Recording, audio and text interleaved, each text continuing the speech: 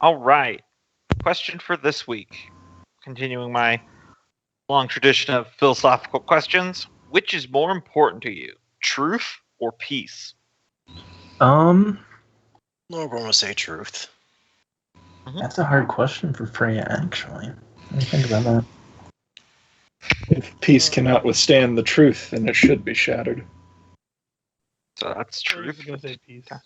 Truth is why he's in this mess to begin with, after all. Mm-hmm. What did Fergus give an answer? I'm just curious. Yeah, he said peace.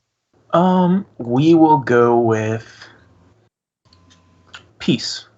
Just mix it up. That just leaves Thrum. Did anyone say truth? Yeah, Taskill and Nolgrim did. Yeah, I'm gonna say truth. And I gotta AFK real quick. I'll be right back. Yep, no problem. Truth outweighs peace. How dare. So if I'm not mistaken, Fergus and Freya are alone on the peace train. Mm-hmm. I believe in peace and moderately priced love. I kind of tried to disconnect the question from what we're doing right now, because, I mean, objectively it would be more peaceful just to not look for Dammerhall. Mm-hmm. But I'm guessing that wasn't really the context you were asking that question in. Yeah, it was just like a greater philosophical sense. Mm-hmm. Yeah, it's a quote from Season 4's opening of Babylon 5, but sometimes peace is just another word for surrender. I mean, that's somehow less warlike than the other one I heard, was that peace is just a brief ceasefire between the shooting. It's just an opportunity to reload. Wrong. The progression of the series openings goes like, it's our last best hope for peace. It failed and became something greater, our last hope for victory. And then Season 4, it's because sometimes peace is just another word for surrender. I don't remember if 5 has a quote worth remembering in the opening, so apparently it doesn't. But they didn't know they'd get a Season 5 until like they finished Season 4. So Season 5 is kind of just a wrap-up of plot lines that probably otherwise wouldn't have. You know what Star Trek series I was disappointed. Its concept was good, but I didn't really like the execution. I think is it Voyager, the one with the female captain? Janeway? Yeah, it's Voyager. Yeah, it's legitimately a good concept, because it's the whole thing is like they get tossed into the far edges of the into Borg space, I think, where they have to go through Borg space or something. But the whole concept was, okay, we've seen sort of the galaxy, the universe, from the humans' perspective and where they live. But what if we toss them over here, and now they have to deal with a bunch of different stuff that we haven't seen before? But overall, it just wasn't a very good series. Stargate tried to do the same thing with the universe, but that didn't make it out of the first season. Mm-hmm. Oh, all of them are just lost in space then. Yep. Danger Will Robinson. Just the other day, I watched Galaxy Quest just on a whim, and that's a fun movie.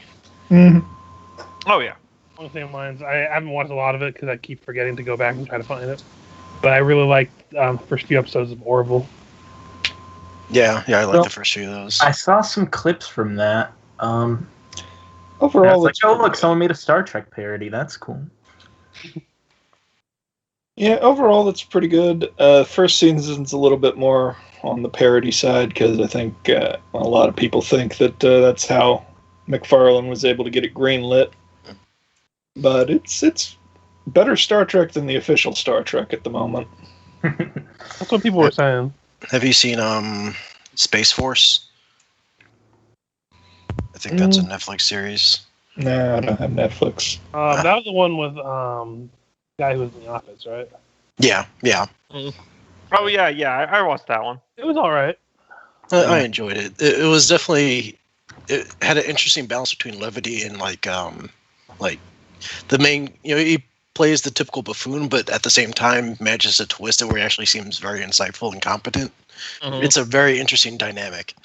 Shame that like right when it started taking off, where the characters were starting to get characterization, you can tell that they're not going to get another season. Mm. I believe they got greenlit for season 2. Did it? Mhm. Oh. I can never tell with Netflix anymore. Okay. Yeah, Netflix is all over the place. Although Love, Death, and Robots is releasing season 2 in 2 days, Friday, I think. There was that one show that was about female wrestling in the 80s. Glow, yeah. It was a really good show, but they canceled it, so we're not going to get any more of that one. They kind of left it in a cliffhanger. But yeah, that's actually funny that you mentioned Orville, because I just heard about that earlier this week. And I was like, man, they... Galaxy Quest had the same kind of feel. Mm. I could tell. Yeah. Not exactly the same, but in humor level. Yeah, but from what I've seen of Orville, it's like a direct, just parody of Star Trek. I looked at the Wikipedia page. They said it was a parody of sci-fi, and most of its inspiration was drawn from Star Trek. And yeah, they just straight up, like they have the not Klingons in the... They actually have, from what I could tell. You were talking a moment ago, Rich, and you were really quiet, and now we can't hear you if you're saying anything at all. Hello? Yeah, you're Super really quiet. Yeah. Hello? Much Yep. better. Yep. Much better. Okay, I think it's just the mute thing on my mic kind of fucks with it a little bit. But I figured you guys didn't want to hear me constantly belching like I'm going to vomit, so... Yeah, no, that's appreciated. All right, so where we pick up here is you guys are just on the edge of the boneyard. To re-describe it again, the floor of this rift dips down into a kind of like a large divot, like an anti-hill that's filled with bones, where there's like deer trails of the dead going in between. Unlike last time where you guys wandered into this cool but eerie space, unprepared, you guys are now aware of what you're here for. So any sort of strategies or plans you want to do, you definitely have time to decide or don armor beforehand. Yeah, we'll go. Nolgrim's gonna toss on armor and let me check to see what spells, if anything, he has that could potentially help out. Yeah, I think just the armor.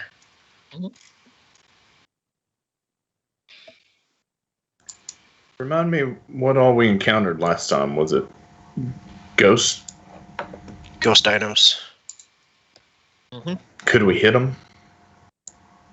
Yeah, but they attacked us from all directions at once.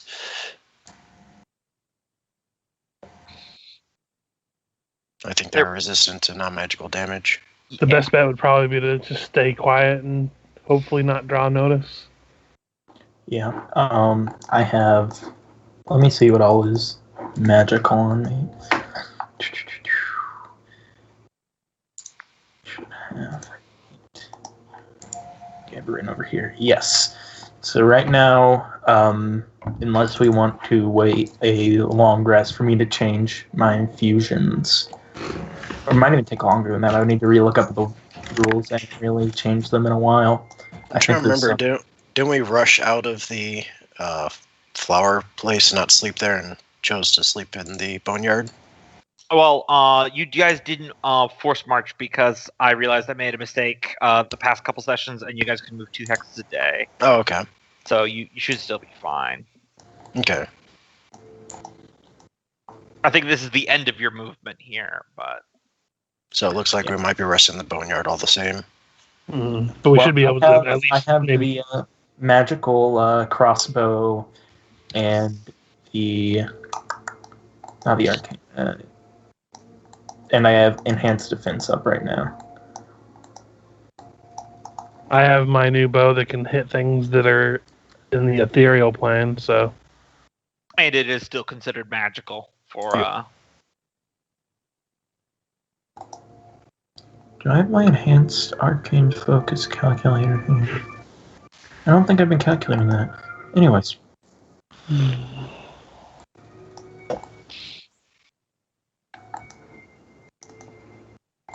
All right. Are you all descending in? I'm ready to go if you guys are. Fergus is going to be a little bit detached, and I'm going to roll a stealth. He wants to at least kind of scout ahead a little bit. Mm-hmm. Oof. Well, he thinks he's sitting. Yep. Little did Fergus see that 20-foot long roll of toilet paper attached to his shoe. You've been hoarding toilet paper this whole time. He's just wading through hip-deep bones, acting all quiet. Mm-hmm. Or acting like he's being quiet.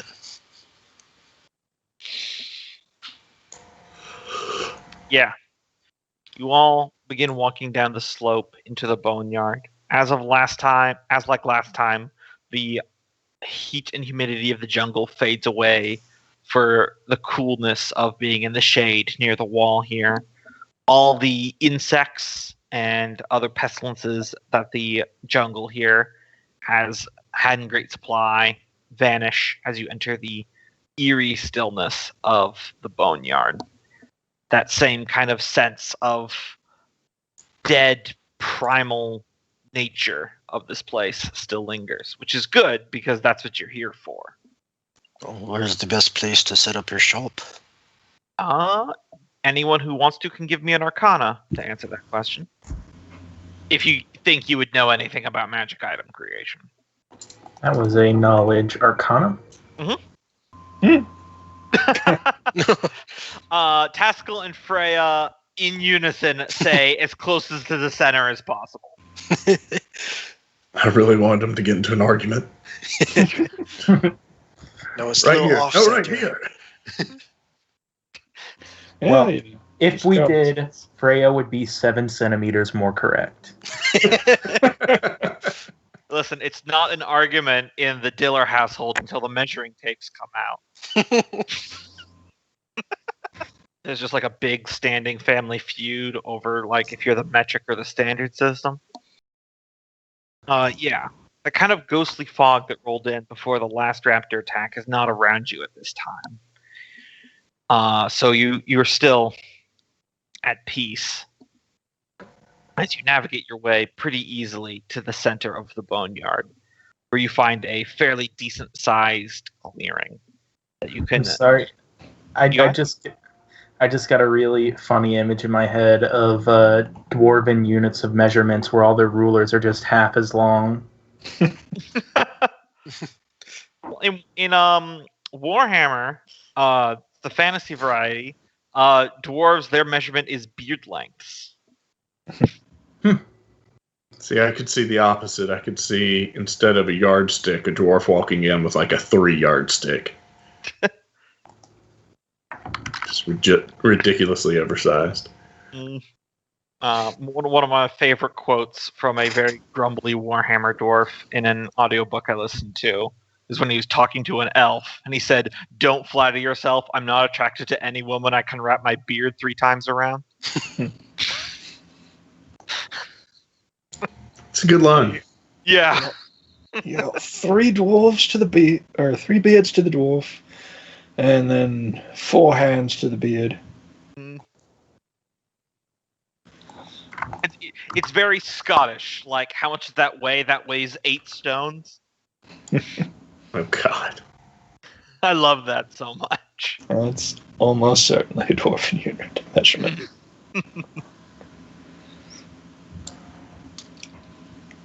So yeah, you get to this nice little center area. I assume that primarily it's going to be Taskill and Freya, giving their expertise in this kind of thing. Seems that way. Yeah, you have the blue ghost scales, and Taskill, we can easily say on a previous day you created the fittings and bolts, so you can still have your channeled divinity while you're down here. You had like 3 days of travel with no incident. I assume at some point you might have just zapped it up. Reasonable. What are the people who are not assisting with the crafting doing? They're setting this up. Nothing that will provoke ghost dinosaurs. No, Just girl, generally fine. keep- Peace with the ghost dinosaurs. No, girl will just be keeping watch, most likely. Yeah, same. Yeah. Thrum may actually try some of that meditating crap, but not in a way that anyone can tell. He's But not- meditating like Ron Swanson. Yep. Yeah. Standing there I want to completely still. meditate, like, not in a gay way. Exactly. Not in an elfy way.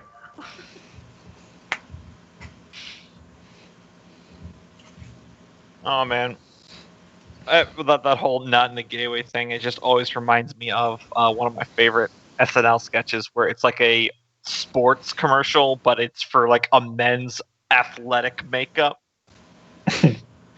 So you can that's look good. good while you're going down the 50-yard line and everything like that. And at one point, they're like doing it, and one guy turns to the other and goes, "Wait, is this gay?" And then the other guy goes, "It's just gay enough."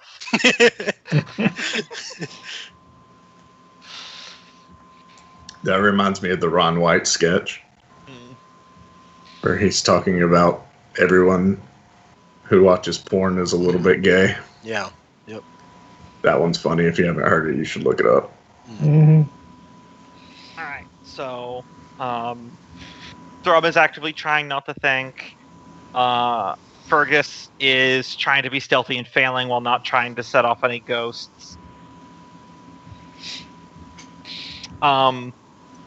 Question, So- did we actually ever get attacked here by ghost dinosaurs? I don't remember. Yes. Yeah. Yes. Okay. They were like little raptors, weren't they? Yeah, ghost raptors. Yeah. I remember. Yes, I remember. It's like a dozen of them and like 3 of some sort of evil possession bird. Predatory spirits. Great. Yeah, so you don't need a forge or anything to forge this item, and I assume Nolgrim hands over one of his perfect salt crystals stacked as the focus for this. I'll remove that from my inventory. Because I think you got a couple, so... I got 3 of them, but 2 now. Yeah. The mundane fitting and crafting of the armor that doesn't require the magical component is pretty easy, and between the Taskill and Freya working together, you don't need to do any rolls or anything like that. It's straightforward scale mail armor, especially since you're using a natural beast scale, so you don't even have to forge it in any kind of way. The really tricky part will be when you start trying to channel the primal essence of the boneyard into the armor using the crystal as a focus. That's going to be kind of like the delicate part of the entire process.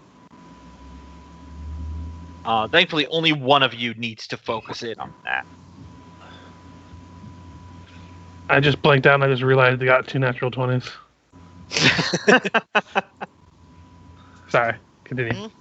Yeah, that was to locate the best area.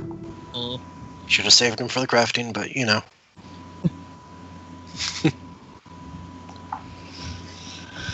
Well, I guess Taskill, you said only one of us needs to take charge in like channeling the energies, right? Yeah, I'll tell you Depending how. on what it is. Yeah, it would probably be, I would say, an Arcana roll, and this would be when we get to it, like a cumulative thing over how many tests you're trying to add up to a certain number. Yeah. Well, I have a 7 in Arcana. Yeah, I was gonna say if it's single roll, I should probably be supporting for advantage if possible. All right. Yeah, you can absolutely do that. You can be both doing it. You can be giving Freya advantage. It'll probably take like a minimum of 1 minute, depending on how things go. And especially just carrying over those 2 natural 20s that you already got. Though it is not guaranteed, it is possible that drawing that kind of primal magic in, focused into the item, might awaken the spirits of the boneyard. Definitely going to be directing any supporting prayers towards ancestors, as it seems a kind of ancestral area. And letting Thought everyone us else make know them that as well, ghosts. telling them to, as we get ready to channel the energies into our magical item, telling everyone else to sort of form up in case. Well, I guess Thrum doesn't hear me. He's not listening and not thinking. He has ears in his. He has his fingers in his ears, and he's sitting in the pile of bones over there. But everyone else should form up around us. Nolgrim was already keeping a watch, so he'll just keep a watch. Yeah. I mean, he'd sense it and hear y'all. Yeah, I was just joking. Is this going to be one of those things we're going to, if they do attack, we're going to have to fend them off while you work? Or Yeah, it would, if they do attack, it's going to definitely end up being one of those things. Yes. If.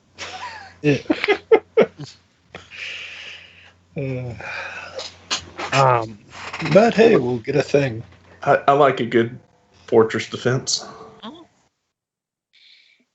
Well, I mean, you can try to find like a pile of bones to hide under or something. Do your rubber. is this area like very open, or is it like? I'm going to be pulling you over to a map in just a moment. I was just going to set it up. All right. If they Because come worst in comes to worst, I waves, can set up after an each alarm wave- in an area. After each There we wave, be sure to get more. Am I still missing this health or no? No, you've definitely had a long rest.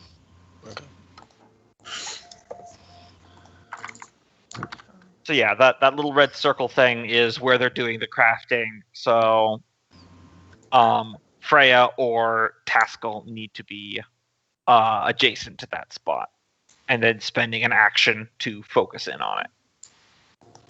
Will Fergis have time to like say cast alarm in this area over here? Yes, absolutely. That's the That way way, I'm if they're coming from that direction, we'll know. And I'll make it a not an audible, like a mental alarm. Actually, Yes. since it seems to be getting to that crucial point, Nolgrim will go ahead and cast Armor of Agathis upon himself. Yeah, definitely. This is one of the situations you guys definitely have time to prepare. You guys came here of your own volition. This entire crafting, you guys got all the high rolls, so you know exactly what might happen. This is like, no, by all means, take as much time as you want to prepare. There's gonna be no issue. Yeah. Quick question. This is the thing I can ask you, Gombo. That spell Catnap, which basically lets people take a short rest in 10 minutes. Yes. Would he be able to concentrate on a spell if I did that to Nolgrim after he cast a spell, or no? Like he put Armor of Agathis on himself. I That's don't know not if a concentration spell. So it's if you not want, after you cast whatever spells aren't concentration, I can put you to sleep for 10 minutes and you can be fighting fit again. That would be nice. Is it a long rest it counts as? It counts as a short rest. Okay. Yeah, I'll take But for that. you, it'll probably be the most beneficial before we Yeah. start the fuller. Before we Without start it. this whole thing, essentially. Yeah. I'm definitely for it. Cheese that system. I mean, hey, so if you have another spell you want to cast before you go to sleep, since I know you only have 2. I think I that's think- the only one that. I think asleep is unconscious, and unconscious breaks concentration. Gotcha. So. Yeah. So I will bring out the Misty Marrow flute and get closer to him so I don't have to play it very loud. Mhm. But it has to be audible, and basically use it to cast Catnap. So you and any other willing creatures, which I think will just be you, you fall asleep for the duration, which is 10 minutes, and you wake up with the benefits of a short rest. That's quite nice there. A nice little power nap. I appreciate it. Thank you. It is good. It is good to mention that if something interrupted these 10 minutes, I could just slap him awake and it would just interrupt the spell. No, don't do that. You'll take 15 points of damage. Well, an attack happens then because the GM finds that funny. No, it's fine. Well, is that a melee attack? Because I could just shoot you with an arrow. That's true. Oops, you slipped and punched him in the face. Oh no! Roll 1d1 for me. Up, natural 1. Sadly, the sound waves which reverberate off of the contact between your fist and his face cause the cave to collapse, and we all die. Damn. End of campaign. I mean, that's one way to end the campaign if you're bored of it. I am really not, though. I've been putting so much work into this. When you get a second, will you make Thrum large? Biggened. Also, if you guys want to have a cohort, you can pick one. I would say Miku. Yeah, we could use the tank on this one, the Mii shield. Plus, he wasn't conscious for the last one, was he? No, he was not. So let's get him in there because he missed out last time. Let him start up. Yeah, well, he'll just go to support wherever the most come from. Probably good to have him like right smack here, so he's like right in the middle of everyone.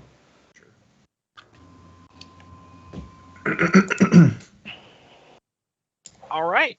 So, if you're ready to kick this thing off, Freya, with Taskill assisting you, you can give me an Arcana roll at advantage. All right. Cross your fingers. Don't fail the first one. I mean, the first one doesn't matter, right? Well, how these Not work just- is that it's just you're going to have to do several tests, and they will try to add up to a total. So even Even if you get low, you're not going to fail. It's going to take longer. Bam, that's a 24. Nice. Would Freya be able to, during this, have her Steel Defender go Defender, since it's not technically an action to control it? Yeah, she can still use her bonus action to have it do stuff. Yeah, so... I mean, but... It's I nice in should- case something gets too close to her. Yeah.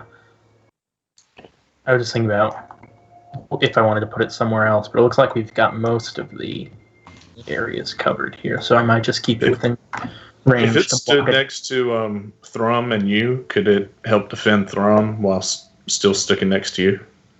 He could, but This The one's only- protecting her and Taskill right now, and that's probably more. it's affecting me Oh yeah, and that's a good Taskill. point. And if I moved it there, a creature would have to, because it has to be within range of you and whatever creature is attacking you. So if the creature came here, it wouldn't be able to defend you. It would have to go all the way over here, which I think is pretty unlikely. Yeah. I like the idea of keeping it with Taskill too. You and Taskill.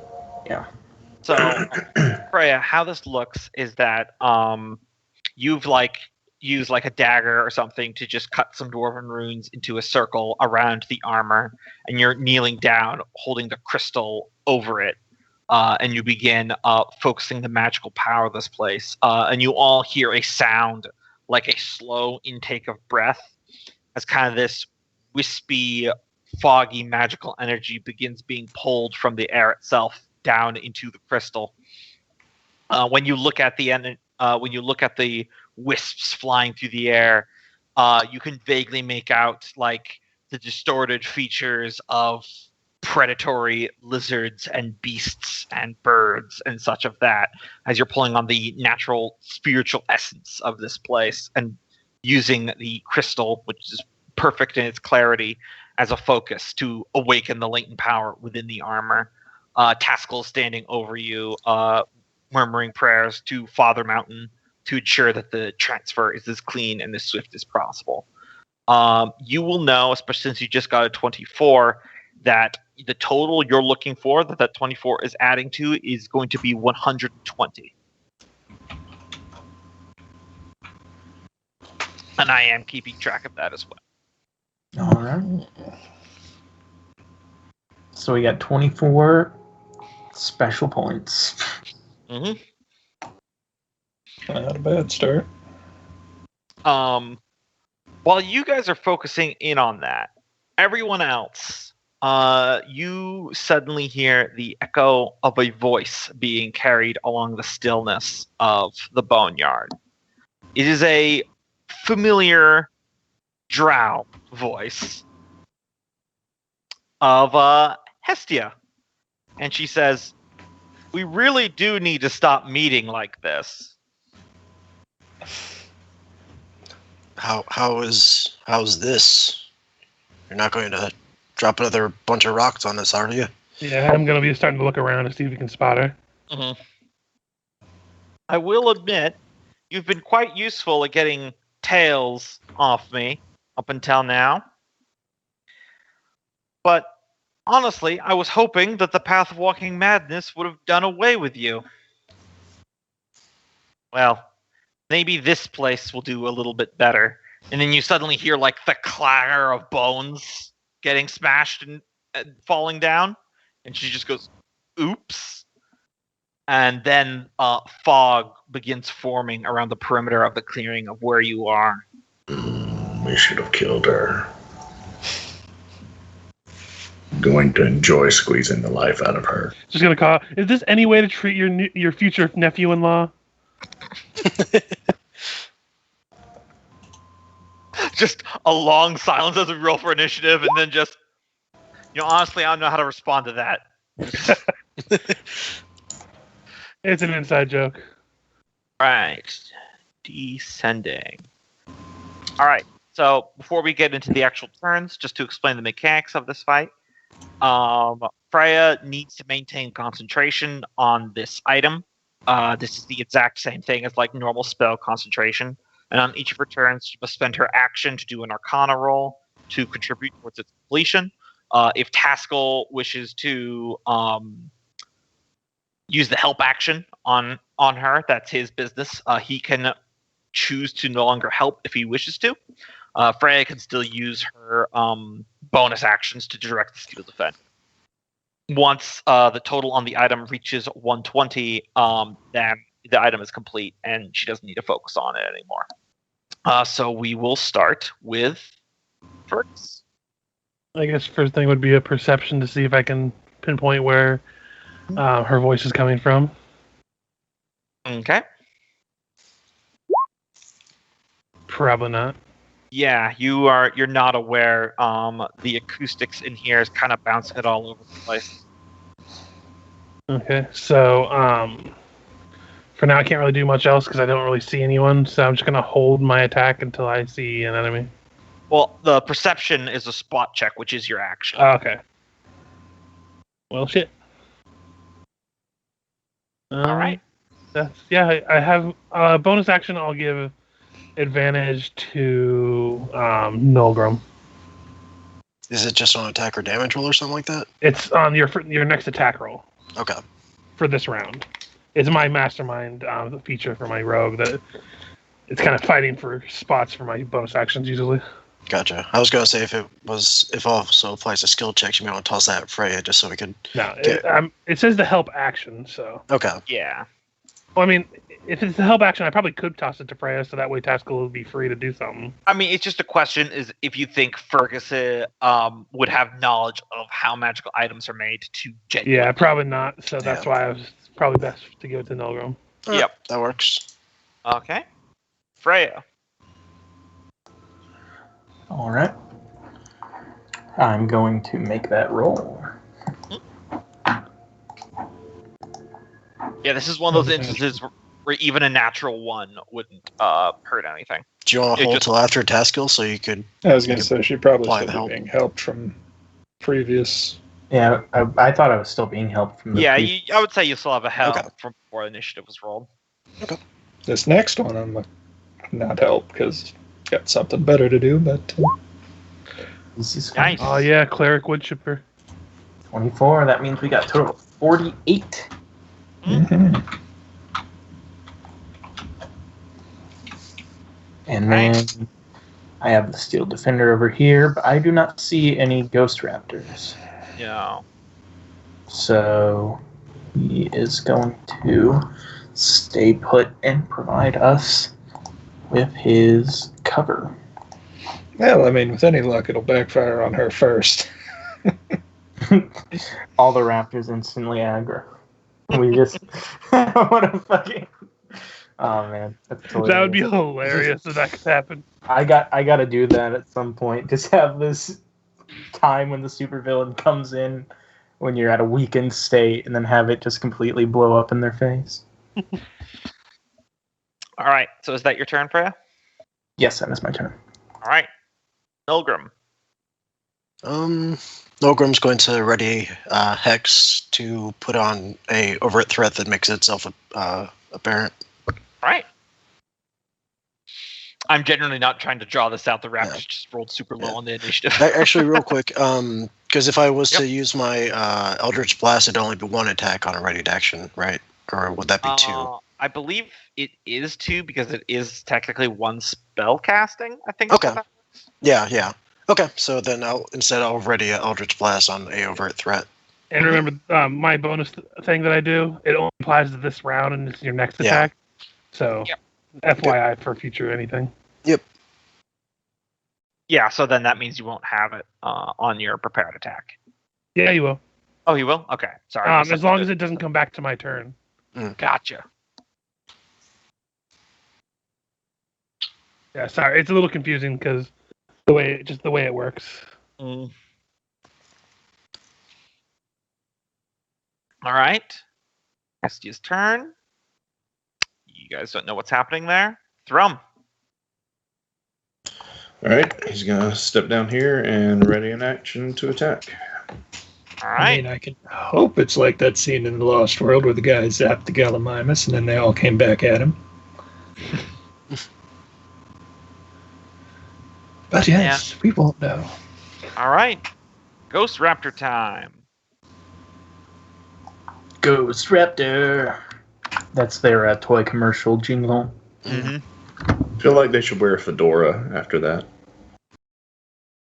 Whatever, these are the fucking lame dinosaurs that got killed anyways. Or the ones that wandered here and died of old age on their own. That's all I ever hear from you, Gombo. Jeez. So, will I be able to fire at this one once it becomes... Yeah. Okay. The ones that move next to Nolgrim will be able to attack. These ones moving at Fergis are having to double move, so they will not move too. Right. Sweet, none came my way. Blast. So first one. Yeah, 13. there we go. Advantage.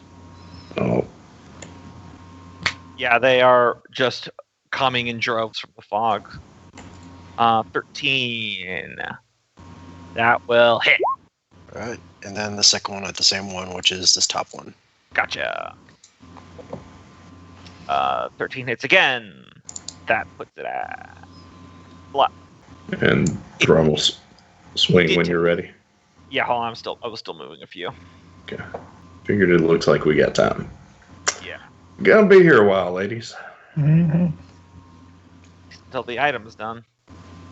This one's gonna hang back. Alright, so we're gonna get 3 attacks on Nolgrim there.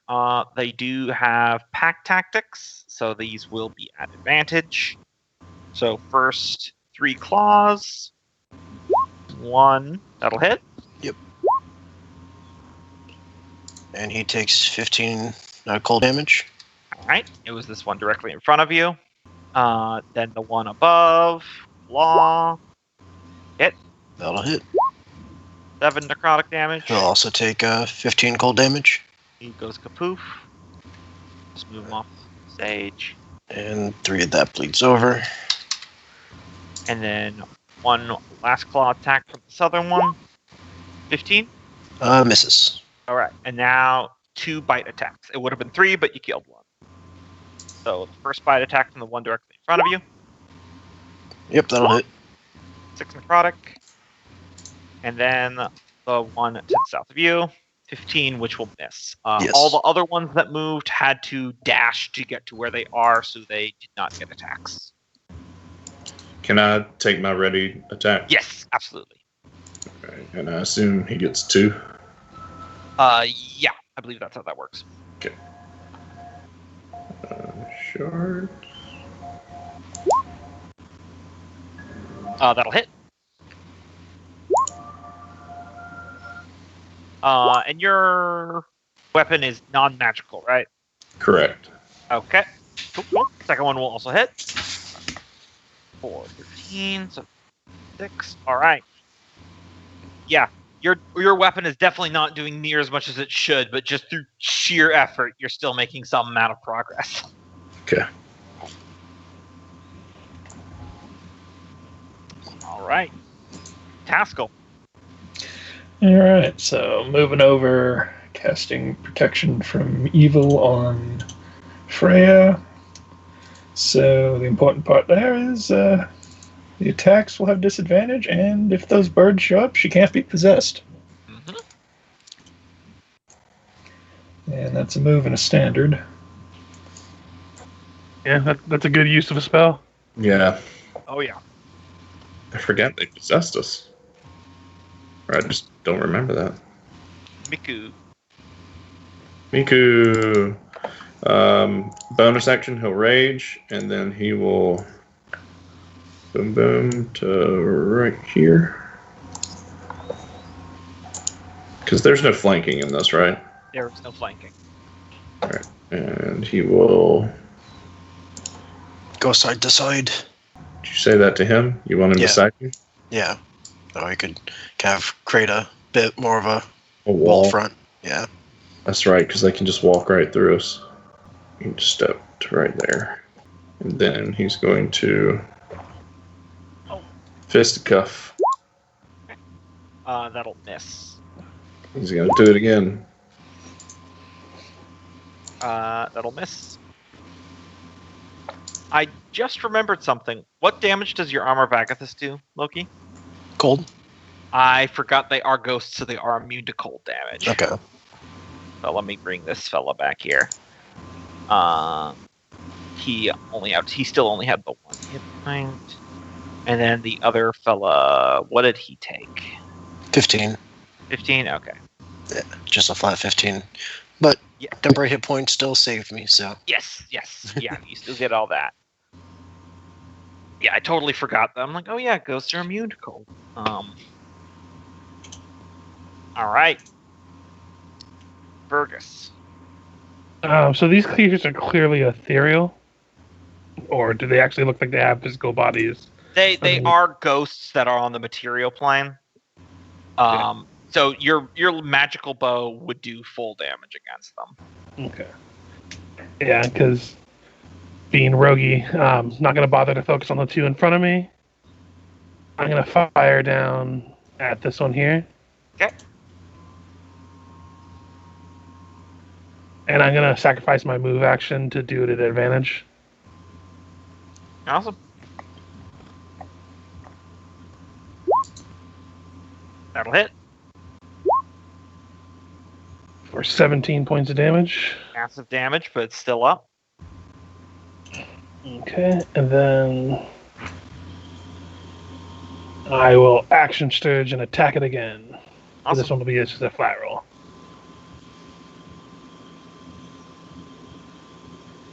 I'm going to use my superiority die. Okay, cool. That'll hit. You were one off, so I'll forget the sneak attack, but 7 points of damage. still enough to take it out. And for bonus action, I'm going to let's see, who's in range of me? I'm going to give advantage to Nolgrim. Again. And just shout out some cursed some instructions of how to hit these things, as well as some cursing, as you do. Mhm. That's my turn. All right. Freya. All right.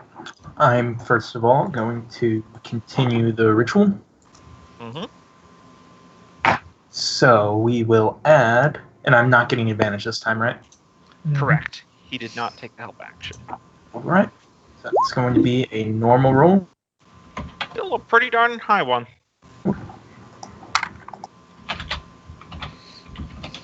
So we got Over 64 halfway. points. Yep. 64. And then with the Steel Defender, let's see. Thrum is about to have a lot of guys over there, but well, Taskill's over here anyways, so If they'll stay with Thrum, that's okay. It's just if they keep running by him. all right, you can take all of those. I mean, I don't think they can take me down. No silly ghost monkeys are gonna take me down. I'm surprised you didn't say porcas. These are All right. clearly monkeys, Fergus. Get right or pay the price. Just look at the tail. Listen, I know it might be hard for you because you're dying due to lack of oxygen with your head up your ass, but these are clearly not pork. Can I That still argument is now canon. can I still move if I'm around this point during the ritual? Or do I have to stay right here? I would say, you could probably, so long as you remain adjacent to it at all times. If you get farther out than 5 feet. All right. Then I will have the Steel Defender take a 5 foot here. Or not a 5 foot, but move 5 feet. Yeah, your Steel Defender can go wherever. It's just you. And I will move 5 feet here. Yeah.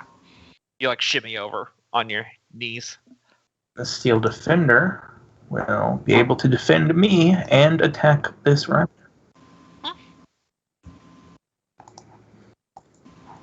So, Steel Defender coming up from behind. That will miss. Darn. These things ghosts or something. Alright, that's my turn. Alright. Nolgrim.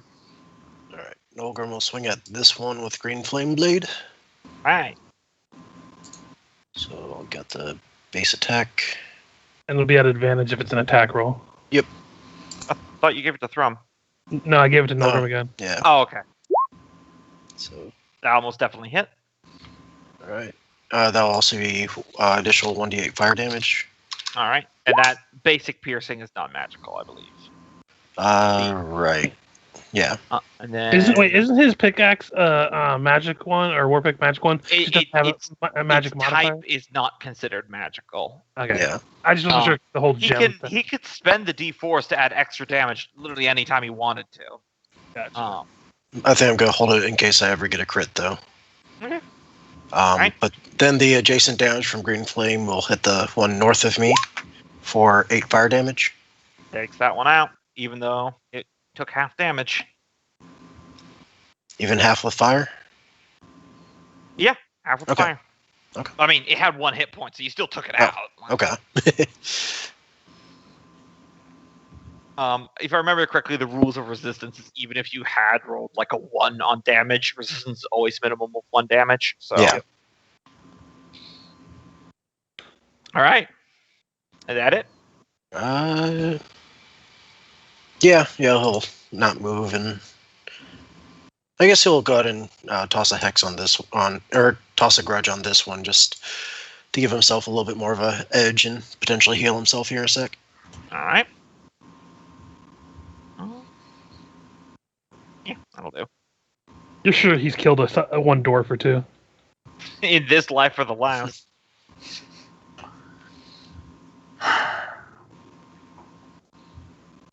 You can let an elf or two go. It'll be fine. It won't come back to bite us. Let's see here. I know none of you guys just shouting, said that "Shut stuff, up." but come on. Shut up, All shut up. right. First part first. Let's make sure I do it all right. All right. So this first attack will be against Nolgrim. It'll be at advantage because it's from a concealed position. Ooh, Oh, shit. natural 20. It's gonna hurt. All right. So that is 11 piercing damage. And hold on, it's not quite done yet. Actually, hold on 1 second. Let me see. I would like to hit her with a Hellish Rebuke. Okay, hold on, but I'm still rolling damage. Okay. Sneak. And then you also take 12 force damage. Alright, so minus 11, minus 12. Still up? Yeah. Alright. So an arrow just shoots out from here. I'll reveal her position where she was in concealment. Oh, that's the wrong one. From where? There. Yeah, an arrow shoots out from where she is, and it kind of has like this almost like semi-transparent violent energy that ripples around it like it's flying through waters, and it strikes you with just way more kinetic force than any arrow should have. It's like you got shot by a ballista. Nah, you fucking bitch. And hit her with a Hellish Rebuke. Mm-hmm. That will be 4d10 damage. Come on, all tens. Come on, big money. Not bad. Yeah, it's not bad. Wait, hold on. Sorry, I made a mistake on something. Let me just double check this. She could make a dexterity saving throw to reduce it. Oh, okay. Also, I forgot. Adds her intelligence modifier to that extra 2d8, so take 2 more damage. And Still then up. and then what's the saving throw again? Sorry. Dexterity for half. Dexterity. She's not proficient in Dex. Okay. Where is she? No. Oh, sorry. That shouldn't be at advantage. Just let me re-roll that. Or you could take the 9. Oh, hey, that works too. Yeah, she takes Self full roll to damage. figure. So she will do this. Okay. Now we'll reduce that some. So yeah, the Hellish Rebuke fire shoots at you, and she raises a forearm, and kind of like that same kind of like ripply purple energy forms like a barrier around her skin, which slows the fires down and reduces it by 8 points of damage. Thankfully, she still has her second attack. That's good. Mhm. First one didn't do quite enough damage. This one I already decided was going to be against Fergis, though. So this one against Fergis will shoot wide, and then she'll use the last 10 feet of her movement to move here. All right, Thrum. These things are obviously incorporeal. Like, he can't grapple one, right? Yeah, they're definitely immune to the grapple condition, 100%. All right, then he will go into rage. And just a normal rage. And try and hit another one. Okay, that'll hit. I assume you're targeting the same one. All right, it's still up. Golly. And hit it again. That'll hit, and it's down. I got one down. Only because it was taking half damage, otherwise it would have been pulverized like last turn. All right, and he is going to step right here. And when this one comes within range, he's going to use his reaction to hit it. But that'll just letting you know for when it's your turn. Okay. Or their turn. Wait, how are you going to use your reaction to hit it? He has this battle move. Oh, right. Yes, that move. Okay, I forgot. Yeah, this thing. There's a lot of little rules. Yeah. I remember now, yeah. I like that one. That makes it feel like his pole arm does something. All right. Ghost Raptor time. This one will shift up there. Fergus, your alarm goes off as this is the end of their movement, but a couple more raptors from the north. We got company. Coming from the north. So 2 of them will be on Fergus. Thrum is going to have 4 on him. And then there will be 2 on Nolgrim, 1 on Miku. So, first things first, for Nolgrim. Claw. That'll hit. And that'll drop me. Alright. And its bite will go for Miku instead. Yeah, that hits. Alright. 5 necrotic damage. I believe the necrotic isn't reduced by half for barbarians. Yeah. Alright. And then that just leaves 1 bite and 1 claw on Miku. Bite 16. Hit. And the after one for 9 necrotic. Hit. Oh, joke. And now here we go. 2 claws, 2 bites on Fergus. 1, 18 hits. Yep. And 2, 13 will miss. And hit. And then finally, it. Yep. Pack tactics. Mm-hmm. Mm-hmm. They are the bitch. And now finally, Thrum. He's the last one. Can I get my reaction attack first? Yes, sorry, I forgot about that. Yeah, go ahead. No problem. It's just easier to hash them out. Hit. And then an extra 1d8 on that. So let's see, that will be 17. 17 halved to 8. I'm just going to put it on the northmost one. Yeah, that's good. All right. A nice big hit. So let's see. 1 claw. What's your... Yes. Just so I... Oh wait, no, it's meat, right? Yeah, it's meter beat. Yep, 15 AC. Okay, so... 9... Rolling really well tonight. Mm-hmm. 3... You know, we were just joking about the TPK. That was honestly not my intention. And now it's bite attacks. The bite attacks. 1. Oof. Oh, and then double natural ones. Okay.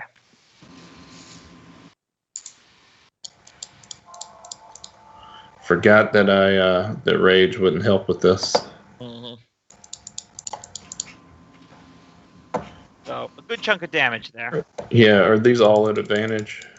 You're Yeah, not rolling twice. Yeah, they were all at advantage. Because pack tactics. Woo, he might be going down.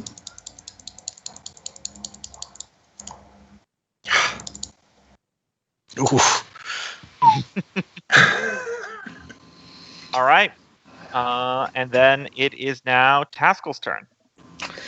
Right. Well, as you may have surmised, it is definitely time to drop the hammer on this guy at 3rd level spell slot. Oh yeah, that'll definitely hit.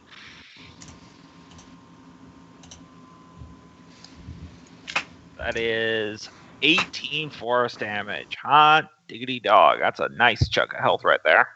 Mm-hmm. And instead of running in and getting in on the fray, well, now can't double cast. That's right. If you have a cantrip, you can. Yeah, I want to start with the blender because. he can't double cast. He already cast spiritual weapon. Oh, I thought that was right there. Nope. You could. Guess I'll go 5 feet further and take a swing on this one. And I think his weapon is magical because Forge. I think he has that on his shield. Yeah. Armor, but yes. Otherwise, it would. Yes, it does hit though. 10 slashing, so it's halved, but it's still a good bit of damage. All right, Miku. All right, Miku will. Have any of these ghosts been hit? The one right here has. The other 2 adjacent to Miku have not.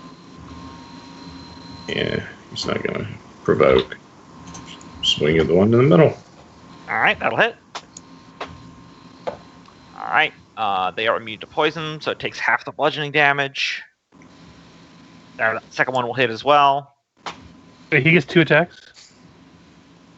Yeah, he should only have 1 attack. No, he's level 4 on this sheet. So yeah, he only has the 1 attack. Yeah. Is that right? Or we're that's right. We're level 6. He's 2 below. Yeah. Mhm. Yep. Well, the first one did hit though. All right, Fergis. Okay, so I'm going to, because these things are annoying, but she's a bigger threat. I'm going to bonus action Hunter's Marker. Okay. And I'm going to sacrifice my move to get an advantage on this shot. Okie doke. That will hit. All right, that'll so that be 18 points of damage. 18 points of damage. Is going to reduce it. So that will be 12 points of damage instead. And anything else? That's your turn? No, that's my movement bonus and action. All right. It's my one action stage, so that's She's that's all I got. not looking well though. She got hit really hard by that hellish rebuke, and then the spell, and then your arrow. Freya. Freya, you got a heal for our librarian friend down there? Freya has to concentrate on the Yeah. on the item. The bonus action healing word if she had it. Oh yeah, if she has a bonus action. Don't worry about me just yet. I still have time. I still have time. Word, by the way. The only healing spell I have is Cure Light Wounds, or Cure Wounds in the system, which scales up, which I actually think is better than in Pathfinder, where they're all different spells. Anyway, I agree. Definitely like the way they did it. Yeah. Starfinder did something similar. Anyway, if you want to give your Arcana. Here you go. Normal roll. Wow, you've literally just not rolled low on these. It's a good thing because we need to wrap that up quick. You're at 89? 89, and you can still bonus action do stuff with your Steel Defender. Yep. Let's see. Yeah, Freya's kind of been like the perfect person to do this bit with, considering that then she still has the Steel Defender, which can still act. Mm-hmm. Man, you guys are looking rough. This side is okay, it looks like. You need help, Thrum. Of course not. I've got it taken care of. Alright. You're going to move over here, away from that Ghost Raptor, and we are going to have the Steel Defender come down this way. While he's doing that, could I ask a question, Gombo? Absolutely. Could I use my reaction to toss my dagger onto the Steel Defender to take it towards Thrum? My poison dagger that's magical? I'll say sure. It was already adjacent. That's cool. Yeah. I throw my dagger on there. I'm like, Thrum, hot stuff coming your way. That will definitely hit as well, that 23. For 11 force damage on the exactly what you need to take out that one. Because they take full damage from force. Yep.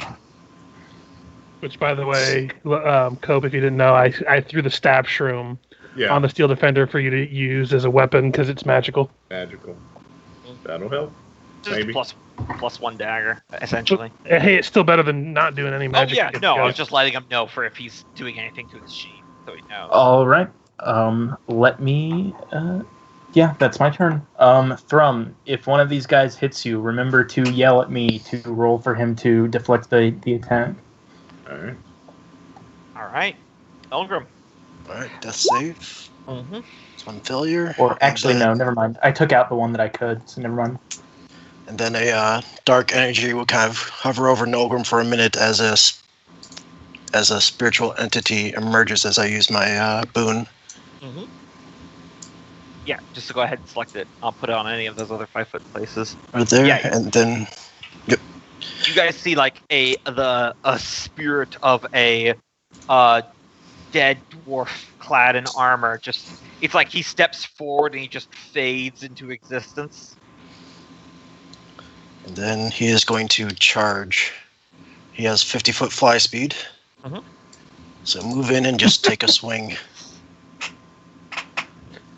I think she's going to regret Who what has she did. 50-foot fly speed? I just tuned back in right there. I was looking at my phone. This guy right here. Yeah, he's It's a ghost. Don't worry about it. Someone an ancestral specter. It's on our side. Don't worry about it. So The remaining question is, if I heal Nolgrim, will it go away? Not that I'd know it in character, and I'm going to heal him anyway, but... That will miss. okay. I think it only gets one attack. Yep. Okay, that's its turn. All right. By the way, I'm at two failures on my death saves. Yeah, that's the cost of summoning the specter when he's down. Mm. That's rough, buddy. Wait, did you say you have 2 failures on your death save now? Yeah, one for the failed roll and one for bringing this guy into the fight. Jeez, you're playing with fire. Yeah, but fortunately the cleric's right next to me, so I'm hoping he's cognizant. Unfortunately, the raptors go fast. She is going to use her action to disengage from the Spectre. Okay. And then she will... that kind of wibbly wobbly energy will be around her, and then she will jump 60 feet off the map. What? She ran away. You guys got her way down to her last fourth of health. The thing is, I have Hunter's Mark, and I can go through solid matter with this bow. I might try to take a shot anyway. Do it. We put a lot into it, so we might as well try and capitalize. Don't know if it'll work, but I'm still going to probably try. It's her turn. Thrum. Alright. Thrum will hear Fergis, look over, grab the shroom. And what damage die does it do? 1d4, 1d6? It's a 1d4, but it's a +1 to the attack and damage. And it's magical, so it should help against these fuckers. Yeah, so let's just add 1 to the attack. Oh. Well, fuck. Yeah, it's too small! That second one will hit, though. Alright, and so... You just gotta get used to it. +1 to this damage. Is that what you tell her? So, who is her? 14 damage. 14 damage to the one directly in front of you? No, he would hit this one first down here. All right. Yeah, it takes the full brunt of that. It is still standing, but it is very low now. Yeah, and then he's going to say his farewells. I swear to God, if you die, you're not coming back to haunt me. I'm taking your shroom with me. All right, so first things first, there's going to be this one on Taskill.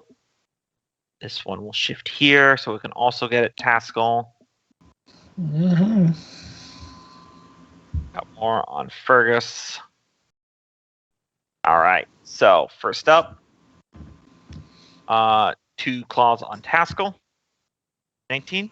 Yeah, it'll hit. 6 necrotic. 9 necrotic. So 2 concentrations. Mm-hmm. Wait, 2 concentrations? He got right, Right, two different rolls. twice. I'm sorry, I was thinking that it's like, wait, are you concentrating on 2 spells? You can't do that, but no, you're right. Yeah, so you're good. Those are both up. And now 2 bites. 22. That'll hit. 4 necrotic. 17. That'll miss. That'll miss, yeah. You think what? I don't know what that thought was. It escaped you as you were pronouncing explosion, so do I need a third one? Yeah, third one. Still immune to birds. Yeah, and just for the thematics of this, so you guys know, some of those weird ghostly spirit birds are around, but whenever they get close, they get kind of sucked into the focus gem, because you guys are literally channeling the predatory spirits into the armor. That's kind of the whole deal here. So let's see, we got a couple claws on. I got a lot of attacks coming my way. Oh, yep. yeah. So 2 claws, 2 bites on Thrum, and then 1 on the Steel Defender. So first up, Steel Defender. Not at advantage. 14 Steel Defender. I do not think 14 hits. Let me check really quick. 14 does not hit. All right. And then bite. 21. I imagine that hits. 11 necrotic damage on the Steel Defender. All right. All right. And then here we go on Thrum. 1 claw, 7 necrotic, 2 claw, 10 necrotic. I believe that's you down. No, he gets to soak 1. So He takes 3 off of the first one, so he only takes 4 off of it. And then, come on, big money. And then he soaks 2 off of 10. So he goes down to... He's at 6. He takes 8 damage. Does he go to -2 or just to 0? Goes to 0. Just goes to 0. Yeah, not looking good. Yeah. That's why I thought it was kind of funny that you guys kept sending all your summons and spells after Hestia, just because you got 1 natural 20 and then missed your second attack. And you guys, all these raptors have advantage. Let's ignore them. Well, to be fair, the Spectre can't hurt the ghosty ghouls. And then Also, she did kind of. And I also can't really do much against things that are adjacent to me. So, without sneak attack, I don't really do as much damage. So, I mean, you could. Oh yeah, because you don't have anyone helping you. Yeah, I have no one around me, so all the ones that are around me, I can't do shit to. 16. Yeah, that hits exactly. Okay. And I'm down. All right. Taskill. Don't worry, Miku and your daughter are still alive. That's healing word. Well, I ran over to full cure wounds, yeah.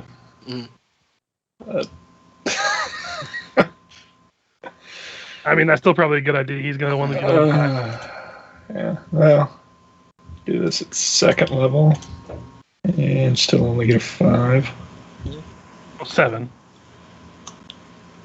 I Wait, was going to say it's only 1d8. Okay. Does Yeah. 2nd level increase it? Yeah. It adds another dice. He just rolled really low on the dice. Well, there's only 1 dice rolled. If you look at the above, there's 2 dice. I love it. Okay. Oh, I gotcha. So it's a total. 1. So yeah, total was 7. 1 times 1d8 for the second level, and then 1d8 plus 4 for the first level. So, okay, so a total of 7? Mm-hmm. Okay. Next round, I will be dropping concentration and bringing up the blender, because... You can still lose your spiritual weapon if you want. Yeah, 20 feet, I think it is. You can get it's within range either of there. Yeah, it's within range of them. So I will go ahead and attack. Well, have either of these been damaged? Nope. None of those have been damaged. Then I'll go ahead and attack that one.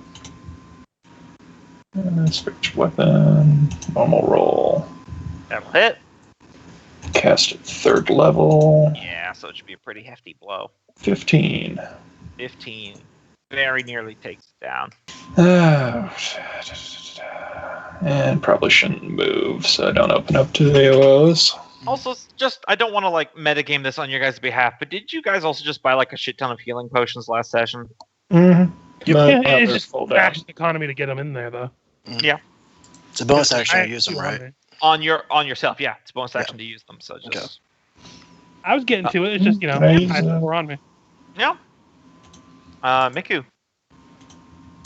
Alright, I don't know if we gave Miku any healing potions, and I don't know if they would work. I would say they work on him. I'm not gonna... But he doesn't have any, I don't think. Yeah, I don't think we gave him any. He absorbs them into his body like moisture. He reaches down and steals one off of Nolgrim. And... no. He's going to move right there and swing. Okay, which one are you swinging? Top one. Gotcha.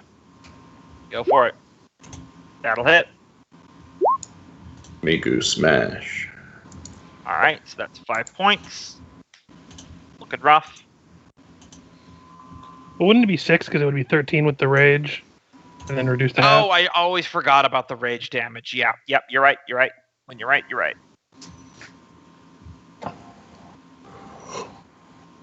In fact, I think I forgot about rage damage on the last one, so I'll just add -1. Yeah, and we're looking at least this round and the next upcoming round until I'm done. Alright. Fergis, death saving throw.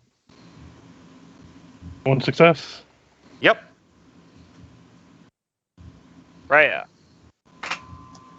Okay, big money. We're looking at, I think I calculated it minimum this round and the next round. It could be more, depending on how bad I roll. This would be the time to roll bad. 24! Nice. Consistent. How much more do Like you I'm at a need? craps table. It betting is. on It my is very check. close. It is 113. In fact, I think with your +7, even if you rolled a 1, it would still complete next round. Oh, really? Huh. Because I'm not going to say 1s don't do anything. Because you got a +7, that's 8. I So, hope when you complete it, it poofs the magic. Ghosts. So it's gonna be done next round, guys. you still got your Steel Defender. Well, I guess he's engaged in combat over here. Ooh. I mean, he's better off just staying over there, really. These raptors over here. The Steel Defender is the only thing that's between us. And if these two raptors went onto him, and these two raptors went to me, then we're in trouble. You I could do have the have, Steel Defender go down to here, and then at least he's engaged with all these ones. To stand I on was top thinking of about moving him back here so that any that are engaged with me from over here, then I'm deflected from them. I know until at least Taskill's turn, they have disadvantage on you regardless because of his spell. Mhm. So the Steel That's Defender doesn't really do anything extra. All right. Well, pack tactics would get it to neutral, but But it two doesn't. Like, Yeah, it disadvantages. doesn't stack. they just flat out cancel each other out, so it'll just be a flat roll regardless. All right. Well, they'll have disadvantage on me. Do I want to try to engage them with the Steel Defender? Or I could provoke an attack of opportunity from this one. Yeah, I'll risk it. I'm Okay. gonna go ahead and move the Steel Defender 15 feet over there, provoking from this one, but only this one. You don't provoke from it. You didn't never move left out of it. his reach. You stayed within its reach the entire time. You're fine. Oh, I did, huh? I forgot that's how it worked. Yep. And, You I know, actually jumping like between systems. that's and all one of that. those things I like better than Pathfinder, honestly. Well, doing second it- Thank you edition for got rid not of climbing on AOS top for of most rock things. Yeah, a lot of systems are doing that. I can't disagree. But anyway, you can still attack with it if you'd like. all right, then. Force some power to end on the one I hit before. 22. This northernmost one? Yeah. I didn't hit him before, but he's in the space where I hit the one before. Yes, that definitely hits. 11. Force, sizable blow. Wasn't that the same one that Thrum had hit with the dagger? No, that's a different one to the south here. Gotcha. Well, never mind. Nolgrim, you are Hold conscious. on, guys. I'm almost finished. All right, bonus action to use a healing potion. Yep. 2d4 plus 2, right? Mhm. All right.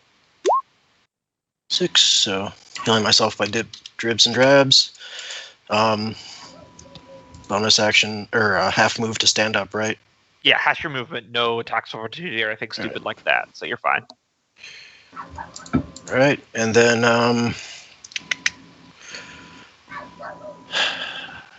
seeing the ritual and all that's a little close, but seeing a vulnerable flank, he'll disengage as an action and position himself on this front. Okay. Not ideal, but hopefully we could get this ritual done. And Is that Spectre is, gonna do anything? yeah, the Spectre's going to chase after her. Okay. I'll just move it off the map. That'll keep her occupied at least. Just because, the Spectre can't hurt these ghosty ghouls. If it has 50 feet of movement, it might be able to catch up to her anyway. Yeah, pretty close at least. All right, Thrum, death saving throw. All right. What do I roll? Just a flat, 1d20. It's a 1d20, and you're looking for 10 plus. Get a nat 20 and you can get back up. Or you could just click the death save. Yeah, that's on your what. character sheet. Okay. So that's one success. Woo! So 3 or 3. If you Yeah, get 3 successes, do you wake up or you just? No, stay? you just You're stabilize. If you get a It's- nat 20, you wake up with 1 hit point, though. Yeah. Which could be a curse in this situation. So let's see, there's going to be 4 on the Steel Defender. These They ones took the over- bait. They took the bait. These ones over here are going to stay on Taskill and Miku. These ones down here are going to dogpile on Nolgrim.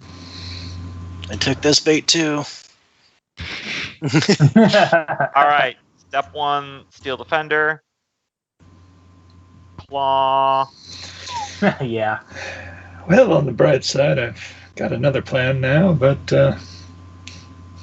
that involves surviving the turn. And then finally Claw. 7 minus It could become the adventures of Freya and her undead minions. 7 With minus her fancy new armor. Steel Defender is destroyed. All Or right. dismantled, whatever. So that's, deactivate. That's all its attacks. And then on Nolgrim. So we go Claw, Miss. Claw, Hit. All right. Claw. And I'm down. All right. And finally, Taskill, Claw. That'll hit. All right. Bite. That'll miss. Miss. And on Miku, Claw, miss. Bite. Natural 20. 19 necrotic. And that's turn.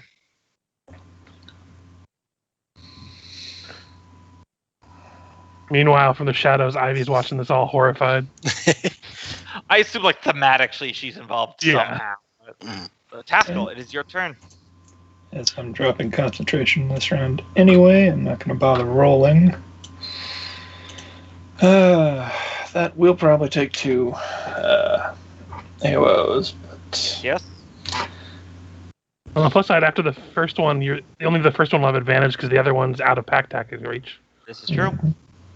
Which the first That'll one will miss. miss. Second one will get a natural 1. all right. So channeling divinity for turn undead. Oh, yeah, that's helpful. Everything within 30 feet must make a will save, which I'm guessing is at my casting DC Yeah. of 15, Mhm. or Run away. have to run away for a minute. All right. Let's see how many are. 5, 6, 7, 8, 9, 10. They should 11. all be. That's Yeah, I'm just trying to determine how many rolls I need to do. Mhm. All right, so I'm going to be rolling at advantage, but that's because I'm doing two per roll, and it's wisdom. You said. Yep. All right, so 1, both fail. 2, both fail. 3. What's your DC? 15, I believe. All right, so there's 1 success. Fail. 2 successes. And 1 more, Well, I one- believe. Yeah, 2 of them succeeded so far. And then, so let's see, 1, 2, 3, 4, 5, and then just in 1 normal one. And all right. that meets. So it is. This one is running. I'm just marking them for myself. Mhm. This one is running. This one is running. This one is running. Okay, let's see. Then Protect This- the one flank. this one is running. I That one. always forget about Turn Undead. Yeah, it's what they're here for. It's clutch for this one. Jesus. And Well, I haven't lost any hit points yet, so I mean it's All been right. an easy encounter for me. Well, I mean, this was the Protect Freya show today. Yeah, that was a joke, Richard. I know. there we go. That's why All I right. joked back. Purple dots are the ones that are going to start running as the divine magic of Father Mountain emanates out, and you can still use your bonus action for your. The question is, do I want a healing word or slam the You- hammer into one of the remainers? The real question is, do you want to risk Nolgrim rolling a death save with his 2? Oh, it resets, doesn't it, when you hold it It down again? resets. Yes. So I'm good now. Yeah, so never mind. I keep forgetting about that. I keep thinking it continues even after you fall unconscious during a combat. That is a house rule that I think that Bash you guys talked about, but Yeah. I guess I'll We haven't move made in and our, attack then. All right. Said just, we have not made our D&D house rule checklist yet. He doesn't need as many. I'm trying not to do meat grinder. That's why I didn't implement that rule. Yeah, because otherwise Nolgrim would have just flat out died as raw exactly. back in the It's that back one. in the tower. Yeah, that one's not running, so you can attack it. Yeah, I was gonna say if you want to sag until it doesn't look panicked. Yeah, I bet just like energy around it or something. Another 14. 14. Almost destroyed. I like how Miku's around the two that are not fleeing. All right, Miku.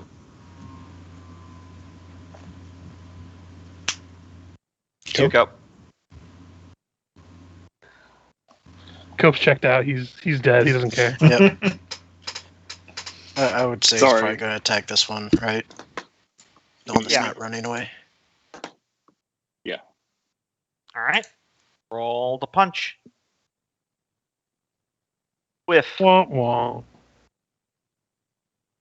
I'll be back in 10. All right. Does he get multiple attacks or just the one? Just the one. Okay. He's level 4. Ah. Fergis, another success. Yep.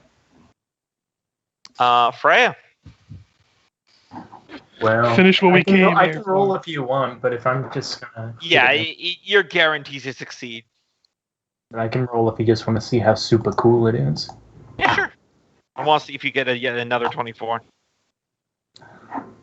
One more 24. Cope's like, if I'm gonna die, I'm gonna die drunk. I think every Literally, roll... I think every 16 roll is like the lowest you've gotten this entire time. Without a doubt. Tied for lowest at that. Yeah, as you finish it, the final bit of the wispy energy goes into the crystal, and before it all just kind of rains down into the armor and kind of like gently pushes the dust around you away, as just a very savage dinosaur roar echoes through the air. And now the last remaining 3 are going to start running.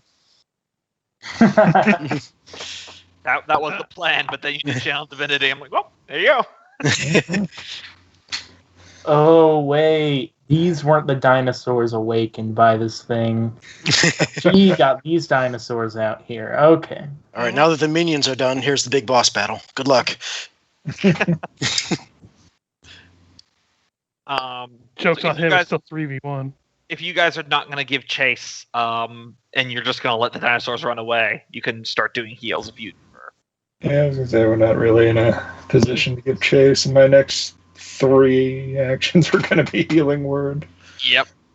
Does the Spectre have any luck chasing down? I did rolls. She did catch up with it, but then she destroyed it. Ah. Although in 25 hit points in 1 attack? 25 hit points and 3 attacks. Oh, okay. although given that 4 everything is now fleeing from us. I wasn't sure when my healing was going to get done, so I just rolled a last heal or death save, and I stabilized. So Yeah, I think it's safe to say that we're taking a long rest after this. Nolgrim's or at already least a started on short long rest first. So Well, I mean, this is our completed movement, so we're spending the rest of the night here. Nolgrim and Thrum. Yeah. Well, while we're preparing for camp, I'm definitely going to take a short rest to get hit points back. And then we can sleep. Because at least we're not going to wake up dead. Mm, Which one was mine? The first one? first one, yeah. Top to bottom. No World Cup. Dude, did we get him? Oh god. Hey, we scared him off with our ferocity. I dove into that meat grinder like a boss. Oh. I went ahead and second winded myself. All right. Get back to I the map. finished making some armor. Just bolt Yeah. this. Speaking of which, here, you don't need to identify on something you made. Here is the handout for the blue ghost scale mail. Let's see. Clearly, that's another item that goes to me. That could go to anyone. I know. Yeah, I this don't is actually one wear that's really any just armor anyway. useful. So Yeah, it's literally just medium armor with none of the benefits, 1 higher AC, and a special ability. I'm wearing scale mail right now, so I would take it if no one else is passionate about it, since I've got the archery abilities, so I think it makes a little bit of sense. You guys can make your arguments. That's a move action for the once a rest. That is a reaction. Well, I mean the distance moved. Yeah, it's just your base movement speed. But Question, Gombo. If Thrum was in rock form and he used the special ability of the armor, could he move his normal speed? According to the wording of your guardian form, your speed becomes 5 feet. So you only move 5 feet. Reaction, I move 5 feet. Yeah, So, not worth it. Not giving that to Thrum. But if that was a way for him to get 25-foot movement in rock form, I'd fight. Personally, I feel like it should be a Freya or a Nolgrim thing. Yeah. I don't know how Taskill plans on fighting. So. I'll just bring this up to you, especially since you just had a hard time in this encounter. Fun little thing about the wording of reactions is they happen in the middle of someone's turn, including in between multi-attacks. So if you technically moved out of someone's multi-attack range as a reaction, all their other attacks would automatically miss. So yeah, I would say my vote Thrum could cheese it and just move 5 feet away. My vote is still, I think, probably for Nolgrim, since he gets in melee a lot more than Freya does. Yeah. And having the ability to also chase somebody when you're a melee combatant a lot. Even if not counting him to be able to retreat, but also the ability to pursue. Plus, he's proven himself quite prone to diving into harm's way. Yeah. So yeah, we can give that one to Nolgrim. Hey, if you ever want to borrow the Ring of Invisibility, I have it right on my thingy. What's the AC for scale mail? Let me pull that up. You should be able to drag scale mail right from the compendium. Yeah. Yeah, if you just type in scale, you can drag a +1 scale mail right into your inventory. Okay. That's what's awesome about these sheets. Yeah. Yes, it is very nice. You can do that with some stuff in the Pathfinder one, but it's a lot less of them. A few of the monsters I've been noticing when I've just been doing carrying crown stuff for fun, except for ghasts. Ghasts you have to make.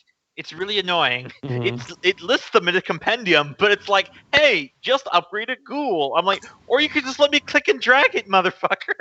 Mm-hmm. Got it. So we're going to be fighting ghasts in that one. It's an undead-based campaign. Of course you're fighting ghasts. With the Have you stuff not in the figured out how much compendium that are variants on ghouls and zombies, at least from what I've seen, there is no way to get those on their separate sheet, and you just have to copy down what they have, even though the whole thing that's there in the compendium. I know, it's very annoying. But I was going to say, if you haven't noticed, Pazio really loves ghouls. They really love ghouls. Mm-hmm. No AC bonus or no dex bonus to scale mail, looks like. What do you mean? It has like a it's a Dead maximum of carrion +2. crown. Okay. I thought we were going to be fighting Vulturemen the whole time. I just think it's funny that I think of all the APs that I've called for myself, I've looked through some of them, and every single one has ghouls. Every single one is what? Has ghouls at some point. Yeah. Ghouls I won't are a very spoil, common Curse enemy of at the those Crimson level Throne, ranges. There's at least one ghoul in Curse of the Crimson Throne, I'll tell you that. Yeah, that raises my AC by 2, so that's greatly appreciated. Oh, yeah. Mm-hmm. Well, Yeah, you aren't ghouls in are that just fight, at that so- level range is like the most threatening thing you could throw at players most of the time. Yeah, Because they want you to be able to survive blows to the face, Mhm. but the disease is a gradual thing that continues on. Mm-hmm. So Nolgrim has got some cool new blue studs. Mm-hmm. Also, it's very flavor appropriate for Nolgrim to wear the dead skin of the thing that he was hunting for his Yeah, ancestors. that is. Does he have like the head on one of those helmets? I mean, would you like it to be? I'm not going to tell you how to style it. I'm Yeah, definitely all for it. It's like a Hot Topic hoodie, but actually. I mean, you can have it have a helmet or as like a pauldron if you want to have that asymmetrical look. I like the pauldron idea. Yeah. Yeah, the pauldron reminds me of that one Reminds me of suit World of of armor Warcraft. from Skyrim that has the one pauldron on the side. It's always a cool look. And fun fact, unlike a lot of fantasy tropes about armor, that one actually does have some historical basis. There's a particular gladiatorial fighting style where you'd only armor one of your arms. That way you could use a smaller shield and you would just use your entire arm as a block. So that's actually a real thing. That's not fantasy talking out their ass for once. I mean, it's also that, but Yeah, well, yeah, they didn't know that when they started doing it, I guarantee. But it works out that way. Yeah. You can't deny the one pauldron looks way cooler than both of the pauldrons. Or you can just be a Warcraft character and be 85% pauldron. Just don't take turns too hard. You'll roll like a SUV in the old days. You've got to get a. But that's okay. Once the pauldrons reach a specific size, they become a roll cage. I'm going to take a quick bio. Yeah, I think I'll do the same.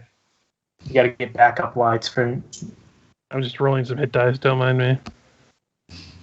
Yeah, I was only going to roll them if we got into another combat, because it's not going to matter if we don't, because long rest. Oh yeah, but be on the safe side, because I'm only rolling the 3 because I get those back after a long rest anyway. Mm-hmm. So I think I've talked to you guys about it before, but I listened to the Glass Cannon podcast, and I've been listening to some of their Patreon stuff. And somehow it became a meme of the place they're living at in the ruins of Aslan. Is they accidentally saw the number for like the player's handbook or the dungeon master's handbook, where it's like A1, A2 for the locations. Mm-hmm. So the house they're living in is A16. So they just started calling it that in game, and one of the fans made a song about it. Yeah. I found it. I was going to share it with you guys because it's actually pretty good. It's very Sometimes 80s. I wonder if it's better to leave the room markers on on where the players can see them, so that they can reference which rooms they're talking about. Yeah. I don't know. It also might give away how many rooms there are if they're like hidden rooms. Yeah, I mean, on the player end, if we really cared, we could number them ourselves. Like, yeah, that one room over there, that 2 room. You see, that's why the players carry. That's why the characters carry chalk. They just mark each room as they go in. And during a noble's party, why do you carry chalk and keep marking rooms? Oh, no reason. Clearly, this is the dick room. By the way, we're in area C3. Right next to the room PO. It's a CR6 encounter. That'd be a terrifying thought. And like in universe, they just walk into a room and they just look up and they see a CR number. Oh boy! I'm just gonna shut this door. I'm back. Talking about Dungeons and Dragons. The thing I posted in Skype, Gombo, someone made a fan song for one of the podcasts that the Glass Cannon podcast does. Mm-hmm. It's basically the name of the house they have in Ruins of Aslan because they forgot to take off the numbers off of the map. Mm-hmm. So they just started calling it A16 Ocean View as like the address. And so fans made a fan song about it. Mm-hmm. And it's pretty glorious because it's basically like any 90s or 80s sitcom opening. Mm-hmm. You know what was really funny about that last encounter for me? Mm-hmm. There was a raptor that had Loki's hex on it the entire time, and if anyone took it out, it would have brought Loki back up again. I thought the hex is lost after he goes unconscious. I don't think so. I'm probably thinking of regular hex. The regular spell hex is concentration. I think the hexblade curse just sticks around. If I'm wrong, you guys could have pulled the wool over my eyes. Well, I mean, I couldn't. I was dead too. I was just taking a nap. I got a very lucky natural 20 with her first longbow attack there. Mm-hmm. Yeah, no, I mean, it was a critical, but we also saw it in character. Just kind of nearly one shot. Mm-hmm. Nolgrim was like, oh, threat ahoy. Also, the ghosts are largely mindless. She could target specific weaknesses. Is everyone back? I think so. I don't know. I just got back, so. Well, I'm here. I never left. Then you guys long rest until the next day. Fergus's hunter's mark on Hestia disappeared hours ago. So unless you guys really want to take time to do survival strolls to track her. That fish is too slippery. I'm gonna check examine the dirt around where she was, get her scent, and then see if I detect her in the area. Yeah, unfortunately, my hunter's mark is gone because I fell unconscious. By this point, she is out of the radius of your scan there, Thrum. She's gone. Man, she moves fast to get out of a 5-mile radius. I mean, you guys Didn't did we take a long an rest? 8-hour rest. Okay, this is after the 8 hours. I'm not an overly fit person running, but I can get 5 miles away from you in 8 hours. I didn't know that was after the 8-hour rest, so that was my bad. Do your death saves reset? Yeah, they do. Every time And you then you get half of the hit die you rolled for hit points back automatically. No. Wait, what? You get. I rolled 3 hit die, like basically taking a short rest before you fell asleep, just as a precaution because we get 3 back anyway at the end of the long rest. Yeah. That way, if something did happen in the middle of the night, I was healed up. Yep, that's what I did as well. So that way, I got 3 back again. So now I'm at a total of 6 hit die again to spend if I need to. Mm-hmm. And Miku would get 2 back, right? Yes. Being 4th level. Yep, half your level is what you get back in hit die after a rest. So. Cool. I was just trying to keep it in flavor of what you would do because bandaging yourself up after a big nasty fight like that is something you definitely would do. Yeah. And it's just smart, and knowing that you're going to get those back automatically, you should do it. It's just like casting heal spells before you go to bed. Before I went to bed, I went and retrieved my stab shroom from Thrum's useless hands. This thing is worthless. It's too small. Fergus turns it around and goes like, "You were stabbing him with a blunt end." Well, then you put it on the dog the wrong way.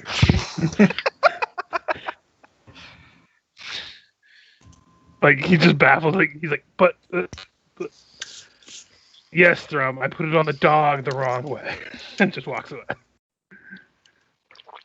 Damn it, McFly, your car's broken. When I got in that car wreck, I spilled beer all over me. That's an underappreciated line from the first Spectre. Yes. You're going to have to pay for the dry cleaning. Well, it appears that the spirits of this place are leaving you alone between the channel divinity and then the finishing of the item. So you had an uninterrupted long rest. It's now the dawning of day 72 of Act 2. However, it would be day 251 of the expedition. Y'all feel like not going into the bug-infested or orchid-infested things and see if we can go around? That sounds good to me. And mechanically, I just want to go this way so you can... In character, it makes sense. And out of character, I just want to reveal more reveal all map. What are you, afraid of a few little mosquito bites? No, the sad thing is there's going to be one space here and it's probably some legendary item right here, but we're just going to leave it alone. I mean, the cave wall also goes more more this way too. Darn it! Why is it not selecting this way too? Oh, that way. Yeah, there's more that direction too. So yeah. All Gombo, these spaces were not explored? Last session that I had a feeling that I was being drawn this way. Yeah, definitely towards. That's about the way we're going. South to the volcanic. Yeah, we're just changing around how to get there. By the way, every single one of these spaces we're not exploring. Is there space? Each one of them has a hatch to Dammerhall. Right in there. Of curiosity, is there space enough to move directly south? I can't tell. I'll just off the do wall. that. It's because I didn't design this map. Hold on one second. I'll just show you. I'm not gonna make you guys do this because it's really dumb. Yes, we get it. You're not the designers that fucked up. Jesus. They took the money and ran. I mean, we could squeeze right along the wall there. Because we know mosquitoes are vulnerable to walls. I'm gonna say if you move to that hex, you're effectively in the mosquito. Yeah, let's go around. You die of mosquitoes. So this day of exploration, we're going to end up at this space right here. All right. Is more mosquitoes or orchid? I'm guessing another orchid. It'd be a perfect little belt of orchids. Yeah. Okie doke. Let me do a thing real quick. Oh, first put it back on the. We see a large crack in the ceiling form, and all of a sudden the giant from the fungal jungle above us falls down onto us. Roll for initiative. Let's go, Which is bitch. doubly amazing because I'm pretty sure we're a couple hundred miles north of the fungal Yeah. jungle, too. We didn't explore all the fungal jungle. It's a We big don't know. jungle. I think we got the northern reaches, but yeah, no, they're. And you don't know where that curious giant goes. Yeah, no. To quote Jeff Goldblum, life finds a way. The is important. Yes. It is very important. By the way, do you How see else are you he's going to doing capture the... Yeah, I saw that. the I D&D know. podcast? Yep. Oh yeah, I listened to that today. Yeah, how is it? It was good. Yeah. It's a little thing because it's by the this group of people called the Motley Fool, who they're a bunch of people that did audiobooks. So it's like they do all their sessions in advance and then they record like the VO and stuff after the fact. But I just listened to the first session that had Jeff Goldblum in it, and it was a good time. He does not how to turn it off, but he was definitely one of those people that was not like at all smirking through it. He was 100% on board. Nice. Mm-hmm. Yeah, I mean, if we could kidnap an art slave to do something like Dingo does. Mm-hmm. An art slave. Of course, you think we're going to pay them. We'll pay them What exposure. money? Yes. To the freezing cold. So, good news, bad news. Uh-oh. I thought that was taking too long. I was having to do some rolls and stuff. Good news is, you are not gonna have an encounter. Bad news is, it is another mosquito zone. God damn it. Of course it was. You called it, Nolgrim. Mm-hmm. All right, so that's Gonna push on another space for the day, I think. Constitution saving throws as you're moving through it, though, and we can still push on. Absolutely. I don't think we want to sleep here. I'm just saying. Yeah. Probably should roll for Ivy too. Well, it's a fail for Thrum. That's a fail, I'm sure, for Ivy. Mm-hmm. Oh yeah, Miku doesn't have to roll. He is a plant. The mosquitoes are not bothering him. I split open Miku's back and climb inside. Quickly, put on your Miku suit. If the brain bug could do it, then so could Thrum. We learn by watching nature. See, when we eventually go to war with these creatures, we take their bodies and make them into convenient coats for this jungle here. You know, could be easily solved by just making coats of wood, but fuck that. All right, so let me recap here because I was just measuring some stuff. Who failed? Right. Depends on what the target number was, I suppose. 15. Sorry, I didn't. Yeah. Then Thrum and Ivy. Or Miku and Ivy. And Whatever. Fergis. No, I rolled a Would have 21. made it, right? Yeah. No, the Ivy, Thrum, and then I think Freya still needs to roll. Yeah. There we go. Freya failed. No, I'm okay. So, yep. What happens with the failure? You guys start feeling kind of like internally warm. I'm feeling internally warm. That's interesting. I was just thinking as well that I was internally feeling warm. You know, as I'm looking back at it, I think that undead Tyrannosaurus Rex was just overkill. The terrain would stop most people dead in their tracks. All these fucking mosquitoes and orchids and quicksand. I wonder how many of us have a virus inside of us because of these goddamn bugs now. Ivy coughs. It's pretty unlikely. Yeah, I don't know what I'm thinking. Quickly cracks PHP to look if cure disease is still a thing. I think restoration just lesser catch all restoration. now. Yeah, kind of left it in there. No, I don't hate that, honestly.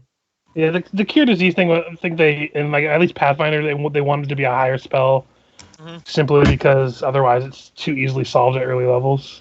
Yeah, I think it's one of those things that it really depends on like what you're trying to do with the system. I think 5th edition as a whole is trying to not be like a grim, gritty fantasy. Not saying that's what Pathfinder is, but like I know, like in the Warhammer Fantasy RPG, diseases are just like instant death.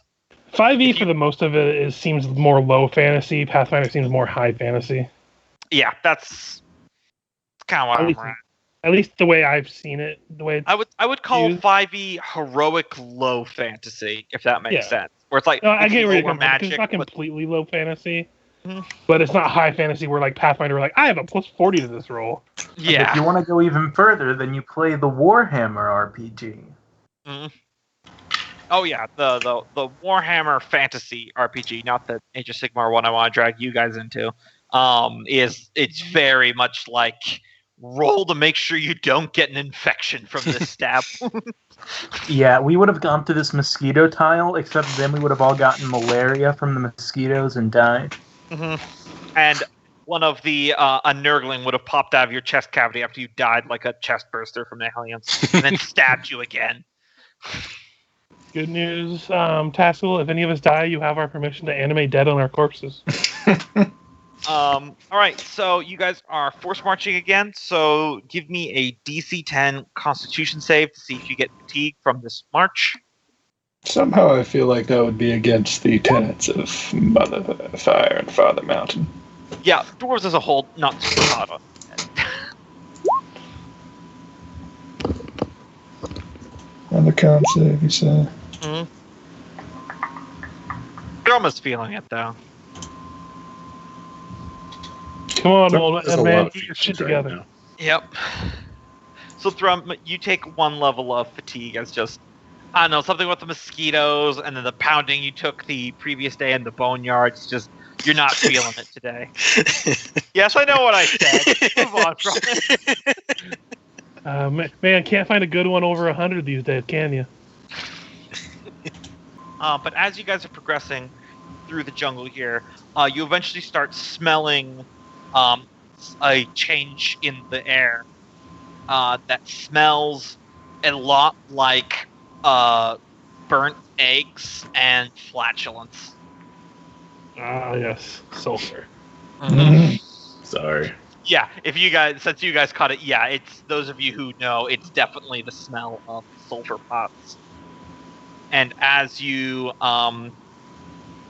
progress through here, you eventually start seeing small pools of thick, light brown liquid that is bubbling. That is definitely sulfur pools. They're not like any sort of hazard. You can easily walk around. They're pretty few and far between. Would we actually be able to camp here though, since with the sulfur Yeah. or would that afflict us? I mean, if you don't mind the smell, you can usually find a spot that's farther away. But as you are progressing, you come into a very small jungle clearing that's got a few sulfur pots around its edge. But in the center, where there's like a lone jungle tree, you do notice that there is a rope suspended between a tree branch that's got a tarp over it that looks like it's been nailed down into a tent. And there's a scattered pan and what looks like an old campfire and a few empty burlap sacks kind of piled around it. Thrum's going to do his detect. Primeval awareness? Yep. Yeah. I mean, he does it every morning, noon, and night, but sometimes it feels right to check again. There are no drow within 5 miles. Yeah. He was picking over the camp then. Some of the stuff looked rusted, so it's probably been here a while. Yeah. Actually, I'll go ahead and... go ahead and give me... Anyone who wants to can give me an investigation. Yeah, I'll roll a stealth to go over there, though, just in case. Did someone say investigation? Oh, so I think I'm stealthy, but 16 for my investigation. It's not a natural 1. That's just my orders thing. Could I do survival more for tracks and stuff? Trying to figure out what they were. Absolutely. So Thrum, you're walking the perimeter. You're looking for tracks. It looks like the dirt around here is definitely disturbed, but you're not picking up on any kind of particular tracks. Freya and Fergis, you're looking over the campsite. And Taskill thought maybe the frying pan was rusted, but it's actually not. It's fairly new cast iron. And Freya, since you got a 26 and you're a knowledge in metalworking and everything like that, this frying pan is not of dwarven or elven make. I will quickly look over the frying pan for any kind of maker's mark. Yeah, it's definitely just... You see a bottle right over there. It's no maker's mark at all on it. Okay. They didn't spill a drop. Sorry, I couldn't help it. So, it's of a design we don't recognize. No identifiable. Yeah, it's very basic. If it was from the surface, it would be something that even a peasant could afford.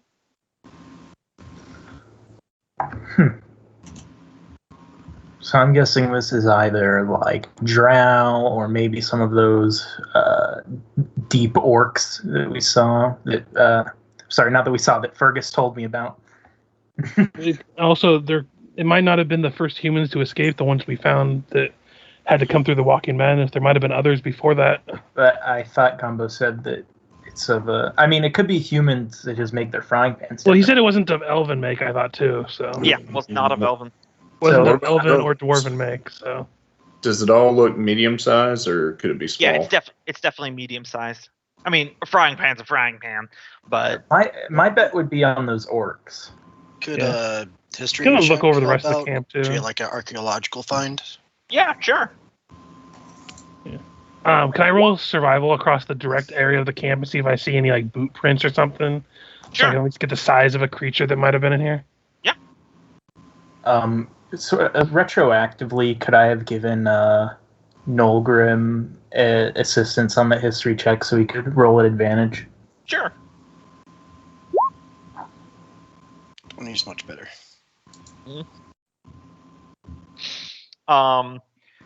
Yeah, so first things first, you're looking at the other part for footprints, Fergus, that Thrum is not currently looking at, and you do eventually find a half of a boot print. Looks like humanoid size. Could be human, half elven. The interesting part about it is, as I said, you find half of it. It looks like whoever placed it was intentionally trying to cover up their tracks. But it clearly doesn't look like halfling or gnome or anything. Definitely not. It's a boot print. Oh, I'll let you finish Nolgrim's, and then I'll pitch my thing, because it could be redundant depending on what you say. Nolgrim, you're looking around, and this is not really an archaeological site, because all this stuff seems like it actually hasn't been here that long. And you go over, and you're touching the fabric of that makeshift lean-to tent,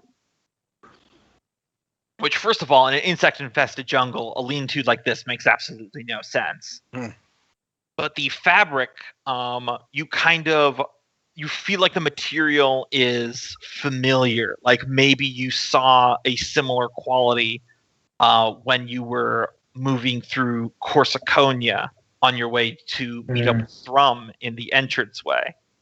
And with that 20, you do kind of remember that unlike the Avalan troops, Corsiconia has a more uniform military, and this is the kind of tent cloth that they use in their stuff. God, fuck, don't make us deal with these assholes down here. I played that one other game with you. It seemed like huge blowhard. So you were saying, Freya? Yeah, when me and Nolgrim played some humans and hospices. I remember that. I remember that short shot. One of my personal favorites was you saying, "Michael, come on, Gombo, you're really making me feel like an Uncle Tom right now." I was gonna ask before. Is there, depending on how old this stuff is, can I tell what was last made inside of this this pot? You said, or pan? Yeah, actually, you don't need to roll because since you hit it, it is pretty much clean, which definitely makes you feel like it was set here. Yeah, I would mention that to everyone that I think whoever might have been here could be coming back. Maybe someone went hunting. Can I make another investigation to see if I detect any traps that have been set up in this camp that we just haven't figured yet? Is there a sense motive, like this is an ambush site to catch it? Yeah, give me an insight or a survival, Thrum. Can I assist him with that since I was looking for traps? I don't feel a damn thing today. So roll again because I'm going to give you advantage. Oh. What? What? You got distracted because I was talking to you about trying to help you. So you're all moving around this camp trying to figure out what this is. And then you hear a distant voice calling out over the trees in common. Said, "I would stop moving around so much if I were you. I can't hit you all from here, but I can hit one of those sulfur pots. Trust me, you don't want to be breathing in sulfur dioxide. Painful way to die, I'm told." Okay. Yeah. It is. I can We tell mean you. you no harm if you mean us no harm. Anyone who wants to can give a perception. I'll call out as I'm looking around. Like, from the looks of it, are you a Corsiconian man?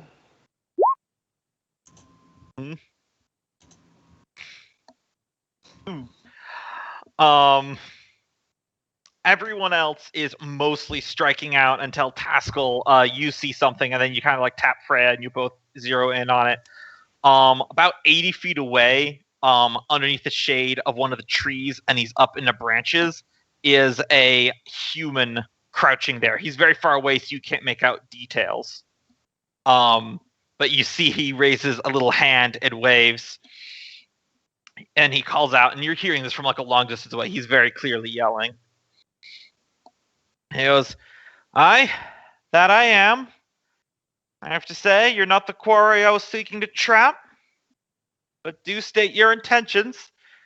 I haven't exactly met a lot of friendly faces down here."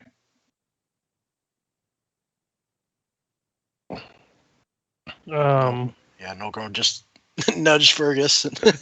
And I'll speaking a Corsiconian accent since he probably would have one normally in common anyway, growing up there. We came down here from to try to reclaim our ancestral home. He kind of like says that with air quotes in his voice. But You aren't the first human we have come across down here. Seems the drow have a habit of trying to capture people from outlying towns, and unfortunately the ones we had come across before departed ways from us. But if you mean us no harm, we mean you no harm, and we'll be happy to move on if you don't want to treat with us. He's quiet for a long moment before going, all right, I'm coming down. Don't be the violent kind of dwarves. Just kind of mutters under my breath, no promises. Kind of looking over at Thrum. Thrum's thinking of other painful ways to die other than whatever poison he was talking about. After a good minute, this guy doesn't hide his approach into the camp. You can kind of hear him rustling, and he eventually comes into the camp's edge, so he is staying near the tree line. He is a human, a very clearly like Corsiconian man. He's got an eye patch, and he's got like a mustache and a goatee, but he's kind of got like that 5 o'clock shadow of not having shaved in a couple months, starting to grow in the patches, where he's kind of got like this very dark brown hair. He is wearing a Corsiconian light military uniform, which is primarily just leather, along with like, Fergis, you would recognize this more of like a cape of an officer of command, but it's flipped inside out, so that way the brown side is out for better camouflage, so you can just see the red. However, he does have a hat on, which has got a plume of feathers, and I'll just like show his token. Well, I just got a bad disconnection there, I think. That's what he looks like. You guys can see that? Yeah. That's a fancy fellow. Yep. Why the big Dandy sun lad, hat can move while an eye under patch. that? He does have a rapier, which is currently sheathed, and in his hand he's holding what looks like a metal tube attached to the trigger of a crossbow. And he's got a couple more of those on a belt across his chest. He's not currently pointing it at you, but it's very much in hand. As he's approaching, but still a good distance off, but we can see him and get the feel of him and see all his finery. Just mutter to Fergus, this is who you grew up with? This explains a lot. He's like covered in mud and stuff. He's clearly been down here for a bit as well. I mean, I grew up in Corsiconia, but I don't think I've ever met him before. And I'd introduce myself and the rest of us. Like, I'm Fergus, this is Freya, yada yada. I am Sergeant Diego Ortiz, Santo Domingo Duchy military. You say that you met other Corsiconians down here? My patrol, we were sent into these caves after a drow stole a village. We met up with a convoy, but the villagers ran away in the confusion. Yes, we ran into a few villagers. Like, they were like 10 of them, or like was there like 20 of them? There was like 10 of them, but then they all slowly died one by one. Yeah. We ran into about 10 villagers, and they traveled with us part of the way here to this overgrowth expanse here before they parted ways with us, and we haven't seen sight. We've seen some bodies, but I think none of them made it out. I'm sorry to say, my condolences. That is unfortunate. He looks genuinely despondent. Yeah. This entire mission has been one calamity after another. Yes, this place isn't very kind to anyone, and those who are ill prepared, like the people who were abducted, didn't fare well, unfortunately. How did Are you the arrive last there? of your people here? Yeah, I last of my unit. Well, his torso was taken off by some giant lizard when he was refilling his water skin. I've been tracking a drow, which was giving us some grief through this jungle. Was it a woman by chance? Ah, you're familiar. Yes, no we've had woman. run-ins. She's been tracking us and giving us trouble. Common foe, then. Yeah. Fergus, go ahead and give me a persuasion. Yeah.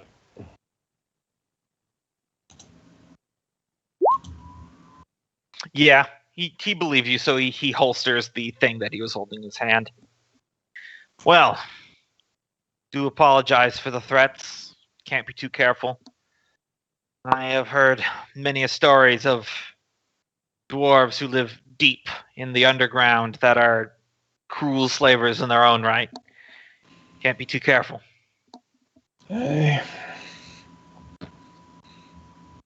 We'd know offhand that they're gray-skinned and bald, right?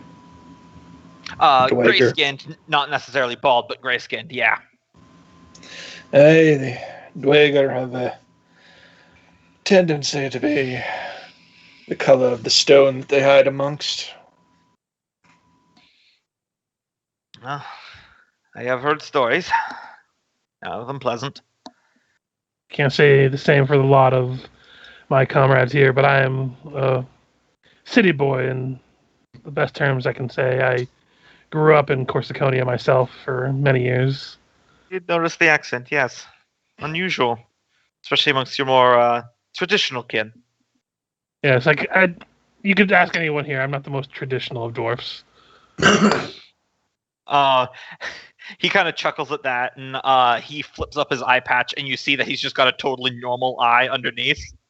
And he goes, I'm not the most traditional of Corsicanians.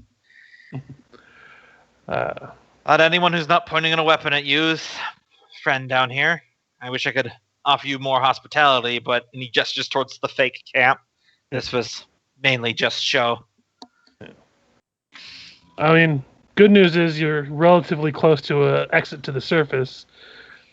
Bad side is it leads up into the I can't remember what the people are called, but the elven. Yeah. Wood elves, weren't they? Yeah, Wood elves. basically the wood elves. The land of Avashalane. Yeah, it leads up to the land of Avashalane, and correct me if I'm wrong, but they don't really seem too kind to the Corsiconians.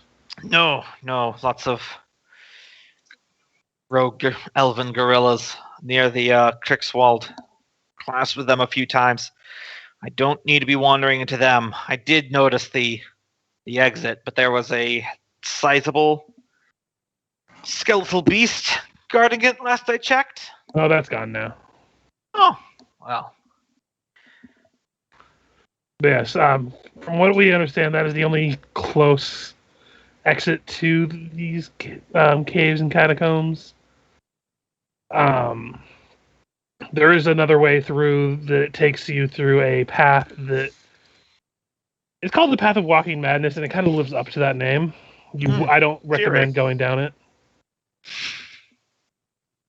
And just know that even though the undead beastie's gone, we weren't in the forest for long before we were surrounded by elves.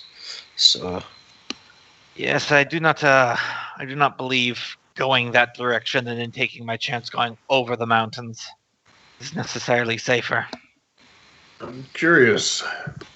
How'd you get down here? Where'd you come in? He gestures this direction. He goes, there's a tunnel opening across that land of mud and fire. I was almost grateful for the jungle, but I've been down here a month or two. Yeah, that's probably the entrance we would have taken had it not collapsed. And then that option's off the table too. Oh, there you go. You've gotten yourself into a deep one this time. So your name is Diego.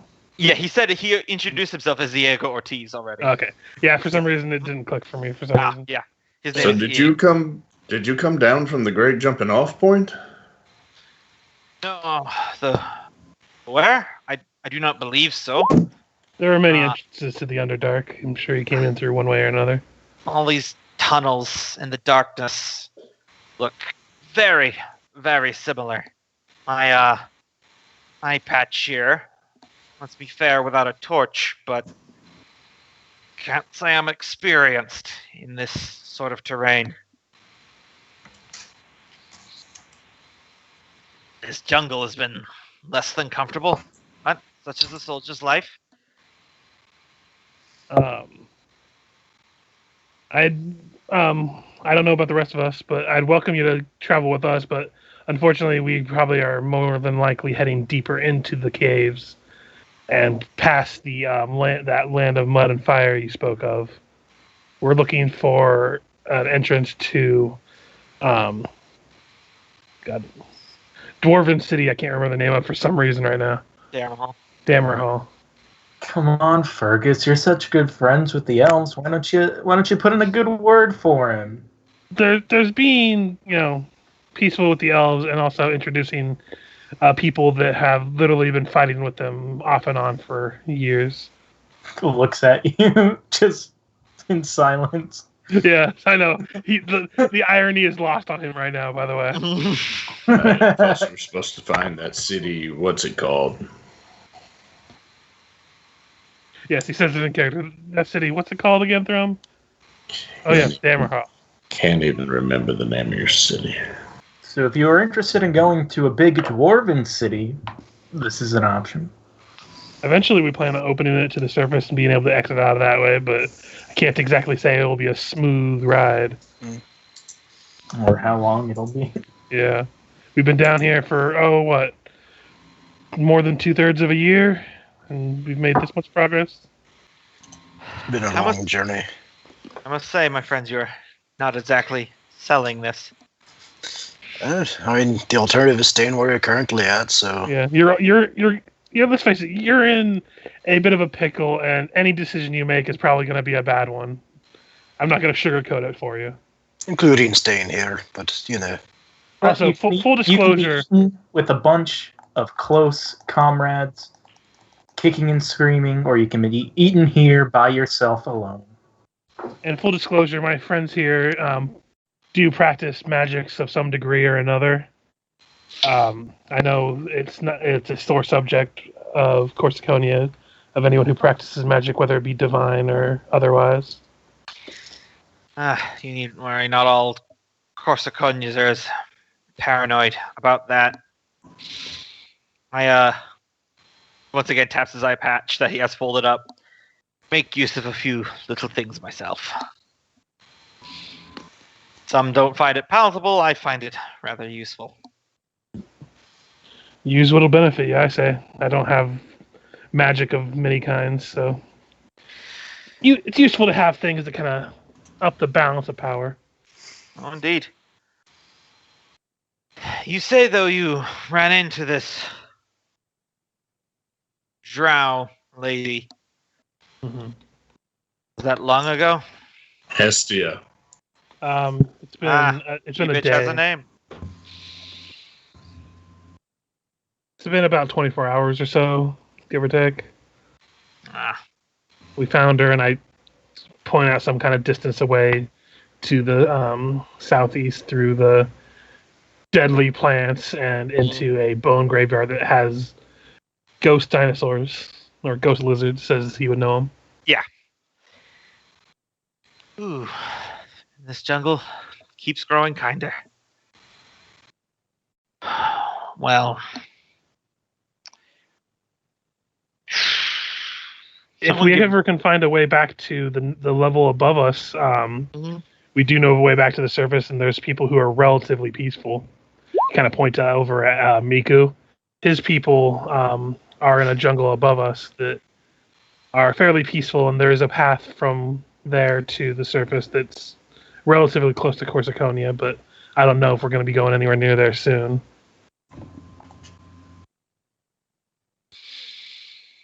Would require much climbing. Yeah, roll me a persuasion there, Fergus. He takes off his hat and runs his gloved hands through his hair for a moment and goes, "Well, my orders were to rescue the villagers, and if unable to do that, to extract vengeance upon the Drow." He's a friend. Well, I'm sure if you want to stay the night camping with us for safety, the rest of us can regale you the tales of our experiences with the Drow down here. I'm sure you should find it a breath of fresh air from what you've dealt with probably lately. I shan't reject the company for this night. No. You don't have the trail to your city right now, do you? Unfortunately not. We're on the way towards where we feel that it may be, or at least a hinting of a trail, but we do not know. Always looking for clues. You haven't seen what looks like an abandoned mine shaft in your travels, have you? Back there towards the land of ash and mud, as you called it? No, I did see it. I didn't go close to it. There was a great many steam geysers, and I was by myself at that point, so I didn't want to risk it. But it was too geometric to be a natural cave over any points like in this direction. Did see something over there. I'm just gonna go ahead and give a general insight. By the way, just for the whole conversation. Same. Yep. Yeah. When somebody gives you good information, you always doubt them. Yeah, Cool. he is on the level. Yes. Well, Oh, maybe we can treat you to some food then for a little bit of good information. You can show us the way there. I won't reject the hospitality. At the very least, you have some good swords at your back in case something comes around in the next couple days. And you got to tell me about that weapon you're wielding. Oh yeah, the metal cylinders on the bolts. It's over there. Well, I won't reject hospitality. Come with me. I'll lead you to my actual camp, not this decoy I created. And if you follow him, he'll lead you to a little knot of trees that kind of created like a natural like hut that he stays in. Thrum gives out a sigh of relief when he realizes this guy isn't a complete moron. Yeah.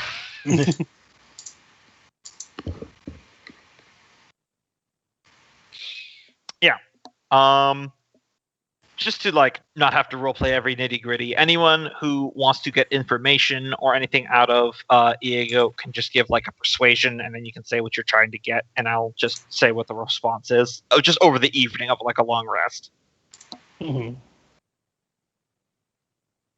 I would ask him like how long he's been down here in terms of time since he's been down here in the Underdark. Okay. Persuasion? Yeah, very low. All right, yeah. He's having a hard time keeping track of the days, especially ever since before he got here. He's been counting them here. But he's wagered that he's been wandering these tunnels for probably at least 2-3 months. Okay. Fergis would also, like, after he found out that, like, try to get some information about what's going on the surface if everything seems to be rather the same other than the attacks from the Drow. Basically, he hasn't heard of news of the surface in quite a long time, so basically touching base to see if there's anything that's gone on in the last half a year that he knows of. Yeah, the news is all pretty mundane stuff.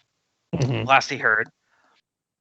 He was just part of the regular duchy military that was sent to go after the raiders.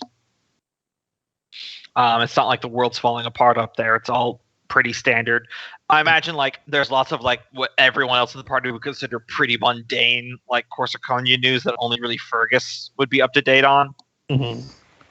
Nothing super earth-shattering, but just you know how certain political matters are faring or seasons of trade. Yeah. They just gave half-orcs the right to vote. No, that's still on the ballot for next year. Mm-hmm. But they only count as much as a goblin. Which, oddly enough, we're allowed to vote. Yeah, you see, it's really about threading the needle because it's half-orcs can now vote, but in 2 weeks it'll be illegal to be a half-orc. So you're really threading the needle where it counts. It's all in the way you word it. Yeah, I love the mundane stuff. Like, they sold that much swordfish for how much? Kind of, like, just at this point, he's just looking for small talk from the place he grew up. Yeah, That's the closest he has to home. Mm. And Freya, you wanted to ask him about the things that he had. Go ahead and give me a persuasion. All right. Tell me about your gun. No, that's perception. Persuasion, crisp 0. Pure luck. 19. Oh, nice.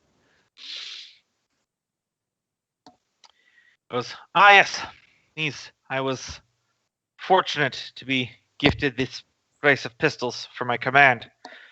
Very few Corsiconian officers carry these outside of the dragoons.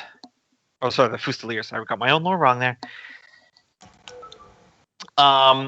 He tosses one of them to you, and you're kind of surprised that the actual thing itself is very simple. It is literally just like a metal tube that has a latch on the top that sparks when you pull the trigger.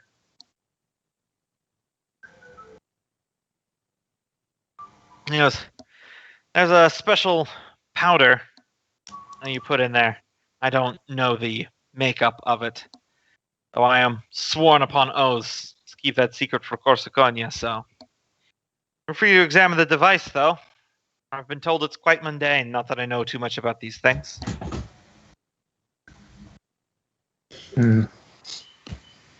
Immediately gonna glean as much information about how this thing works mechanically without actually taking it apart in front of him, which I'm guessing he would not like, considering he just said that it's like a forbidden secret. Yeah, because it's currently unloaded, so it doesn't have any of the black powder. Makes the fatal mistake of peering down the barrel and accidentally pulling the trigger. Well, currently, as I said, it's unloaded, so if you did, it would just make a click and a spark and do nothing. So. But not realize the bullet that they dodged, literally. Look at Fergis, and I hold it up to him and say, you ever seen this thing before? I mean, would I have seen those things? You probably haven't seen one too much in person, but you've definitely heard stories of the famous Corsiconian Fusiliers. They're heavy armored black powder battalions that wield weapons that shoot balls of metal extremely long distances and punch through even the thickest armor. It's something that the Corsiconian military takes a great deal of pride in. And it's like a very closely guarded secret how to make black powder. Out of character, so you guys know, in this setting, gunpowder is not made how it is in real life. It's something else because... That's generally the best way to deal with it. Yeah, historically, people have had gunpowder since forever, even before they're making firearms. It's literally peat and charcoal, which you sometimes make by accident. So it's not hard. It's something else. But you've definitely heard stories enough that without a roll, you'd be like, yeah, it's a black powder pistol. Dragon farts. I mean, that'd be one weird way to make gunpowder. That'd be awesome. Oh, dear dragon, we have Figure this that pile out, of Gombo, rocks. if you can. They've actually got just one elder black dragon. I was going to say, it turns out the Corsiconians are ruled by an ancient dragon that just makes all their gunpowder for them. The best the rumor that you've heard, though you're unsure if it's true or not, is that they import the stuff from Zingami across the sea, but you could be wrong. As I said, closely guarded secret. A lot of rumors, though. Yeah, I would like state what I know about it to her, to the best of my knowledge. So I'm guessing it's not such a greatly guarded secret over there. And then I would hand back the pistol to him, and I would thank him. I'd say, interesting. It doesn't even require to have any of the ancient dwarven runes on them. No, pure alchemy. I've got a few technological bits and bobs on myself, but they all require a little bit of power behind them. It is an interesting weapon. I would like to see it in use sometime. Hopefully not against me. In my hand after you're dead. Well, that would be preferable, since we all seem friends here. But it's effective. I've had to employ it more than once down here in my time. I'm having to ration it, and I do not have an unlimited supply of powder, unfortunately. I don't have that problem. I use this baby right here, and I pull out the Gloomstalker. Yep. Well, if you wish it, I do have, and I kind of pull out my spare hand crossbow. I do have this with about 10 bolts if you wish to have it for a spare. I mean, at least you can recover bolts half the time. No. I won't turn down a gift. In exchange, I'll lead you to that cave. Possibly mine, if that's what you believe it is. I mean, if it's more man-made, at least it might be a way out for you. So it'd be good to find out. I somehow doubt it. You're deep into the mountains. What? One can hope. Can hope. Might be better than the options you have currently available to you. Path of Madness, forest full of elves that would do all sorts of horrible things if they find you. And, from what I know, a trek across the mountains, at least if I remember right, could be more dangerous than what you're dealing with down here. Because if I remember, the mountain area that separates Corsiconia and the Elven country is pretty treacherous, right? Yeah, the world spine is like trying to climb over the Rockies of the Swiss Alps, and then the lowest part of the mountains is the Crickswald, which is like a mountain forest, which is filled with dire beasts, which would involve him hiking through Ivashalain to get to that point, because you're kind of far away from it. So, yeah, his options aren't great. No matter what, you're going to want to come out across the other side of these mountains. Mm-hmm. Now, do make reasonable arguments. Well, first things first. One boot in front of the other. Take you to the mine. Yeah, but while we're resting, I do believe I have one more bottle of wine. We can all bust out and have an enjoyable night. Ah! You are Corsiconian in spirit, if not blood. Sadly, it's not a vintage from Corsiconia. It's an elven wine, but it'll do in a pinch. Not water I have to boil, so it is fine for me. And I'll pop out that last bottle I have in my inventory. Mm-hmm. I'm not sure how comfortable I am with the monarch of our country being referred to as having the spirit of a completely different country. Well, he said the same thing about himself multiple times. So, but from Iego's perspective, it's good company. He's one of those rulers who's easy to get along with and be taken advantage of. And if you guys are fine with that, we can move on to the next day. Take a long rest.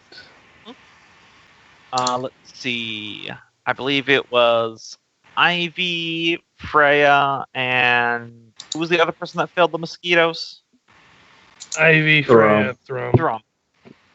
Yeah, you all lose 1 point of constitution as you're beginning to get a fever. I'm just feeling a bit sluggish today. Lovely. Yeah. I don't think that was slugs that caused it. Yeah, Taskill, you might want to take a look at this group of sad sacks. Hey.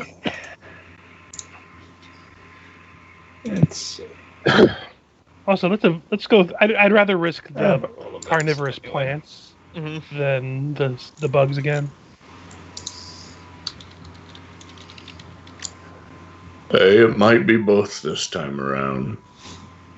And all three of you feeling the same, you say. To shred, they say. Oh, yeah. I'm sorry, Gombo. Do you need me to roll something? No, it's just 1 point of Constitution damage. It's Alright. up to you guys if you do anything about it. You know. Yeah, I mean, I've got 3 castings of level 2 spells, so.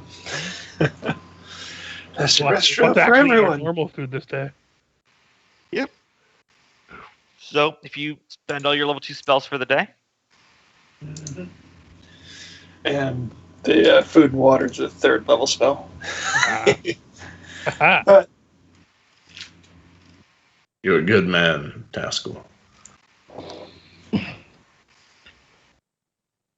I guess this is why you guys always say your prayers to the mountain and forge, I suppose. I mean, free food and curing of diseases. What can be bad about that? Hey. The father and mother provide. As long as we do our job.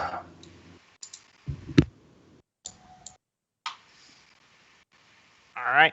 What's the path you guys want to take? If you said it was over there, probably down here. Since we can't avoid some kind of hazard, I'd rather deal with the carnivorous things than the insects. Okay. I don't know if anyone else has an opinion.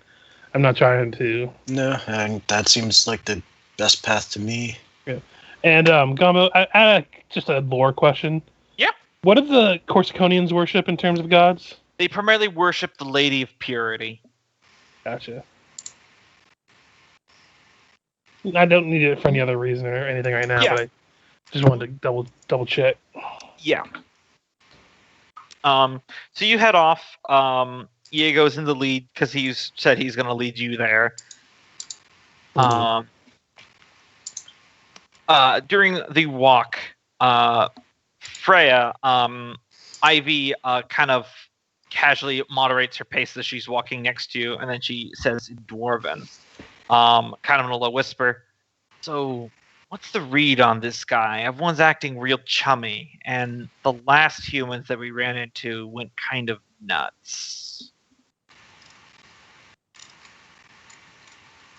Dwarves have a better history with humans than they do with elves, thus the less hostility than we had with them. And plus, we could easily overpower this guy if we needed to. I guess. And he's currently our best lead as to where this mine shaft is. Okay, you say so. But if he starts going crazy like the other ones, I reserve I told you so rights. She always does. The caves are the places with the tunnels of madness and the... And listen, I don't know. I've got a very limited sample size of humans. Those are the ones with the first humans I've ever met, and they went bonkers.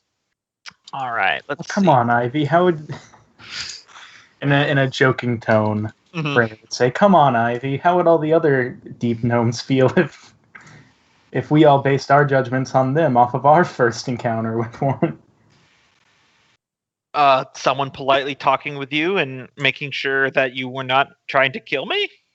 Someone, a thief who stole our possessions within moments of meeting us. Okay, I did that as a joke, for one, and that was funny. And don't pretend like the real thing I didn't steal with that was your hearts. Like, I got him beating you right in my belt pouch. yeah. I'm that good. All the party members fall dead. Game over. She did the Skyrim thing where you can pickpocket the Briar hearts. Kalima. Does that actually Kalima. instantly kill them? I've never actually tried. I think it does. Okay, I'm glad. That feels like it's what it should be. If you can pickpocket their hearts out of their body. Okay. Well, I'll watch him, and if you want anything that he has, just let me know. Because apparently to you, I'm a thief in your eyes. She says jokingly as she walks away. Sounded like a lot. Also, of just good to add on there, I didn't know for the longest time that in the Fallout games you can set a grenade and then put it in someone's pocket. I love doing that so much. Mm. You put it in people's pockets and they just explode. All right.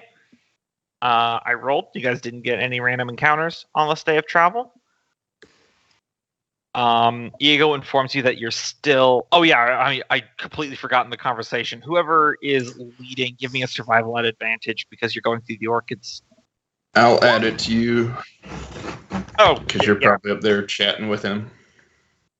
Yeah, the advantage was because Iego I was forgot also... I was muted anyway. I said I'll take it before you had said anything. Natural 20. Iego helps know the path so you're able to avoid any of the nasty orchids. And since you're not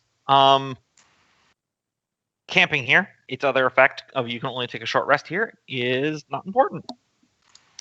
He informs you that it's still another day's walk to the area where he saw the entrance. We could push forward, but we're nearing another section of those carnivorous orchids. Thrum's going to take a minute to do his primeval awareness. Mm-hmm. See if he, within 5 miles, detects any other dwarves or elves. Nope. You're clear. It's better we rest here. Keep our spirits up by not pushing ourselves too hard. Okay. So, rest. New day. Okie dokes. So which hex do you want to go to next so I can start revealing stuff? Whichever. Well, he's the one leading us, so. All right. We'll just go through where he's going. Give you another survivor. Yep. Nat 19. Avoid taking that damage. And at this point, have we started making any heads or tails of the place he was leading us yet? Or yeah, I'm revealing stuff now. Gotcha. Sorry. No worries. You know how the polygonal reveal tool is. Yeah. Yeah, as you break from the edge of the jungle, the rocky floor that's spattered with some dirt begins sloping uphill, and you see there's multiple gaps in the ground where occasionally geysers of boiling water and steam shoot out as a small geyser field separates you from the cave wall edge. But even from here, with the light, you all can make out what looks like a deep cave opening cut into the side of the wall. However, it is far too square to be natural. Iego points to it and goes, well, there it is. On the far side of that, and just like a geyser shoots to the air, and the water comes down and hisses and hits the rock. The field. Miku releases spores and says in everyone's heads, I do believe that water would be quite boiling to move through. And Iego visibly jumps. Oh yeah, we probably should have says that. He's like, nah. What That's how his people communicate. They don't have mouths like we do. Oh, they communicate by releasing clouds of mushroom spores. Oh, I thought it was like a golem. And then Miku says in head, I do not know what that is, but I am not that. An ability which, while working, of course, with their own species, remarkably works on those of different species as well. Hey, it's also how they reproduce. That just went in you. Well, add that to the list of confessionals when I get back.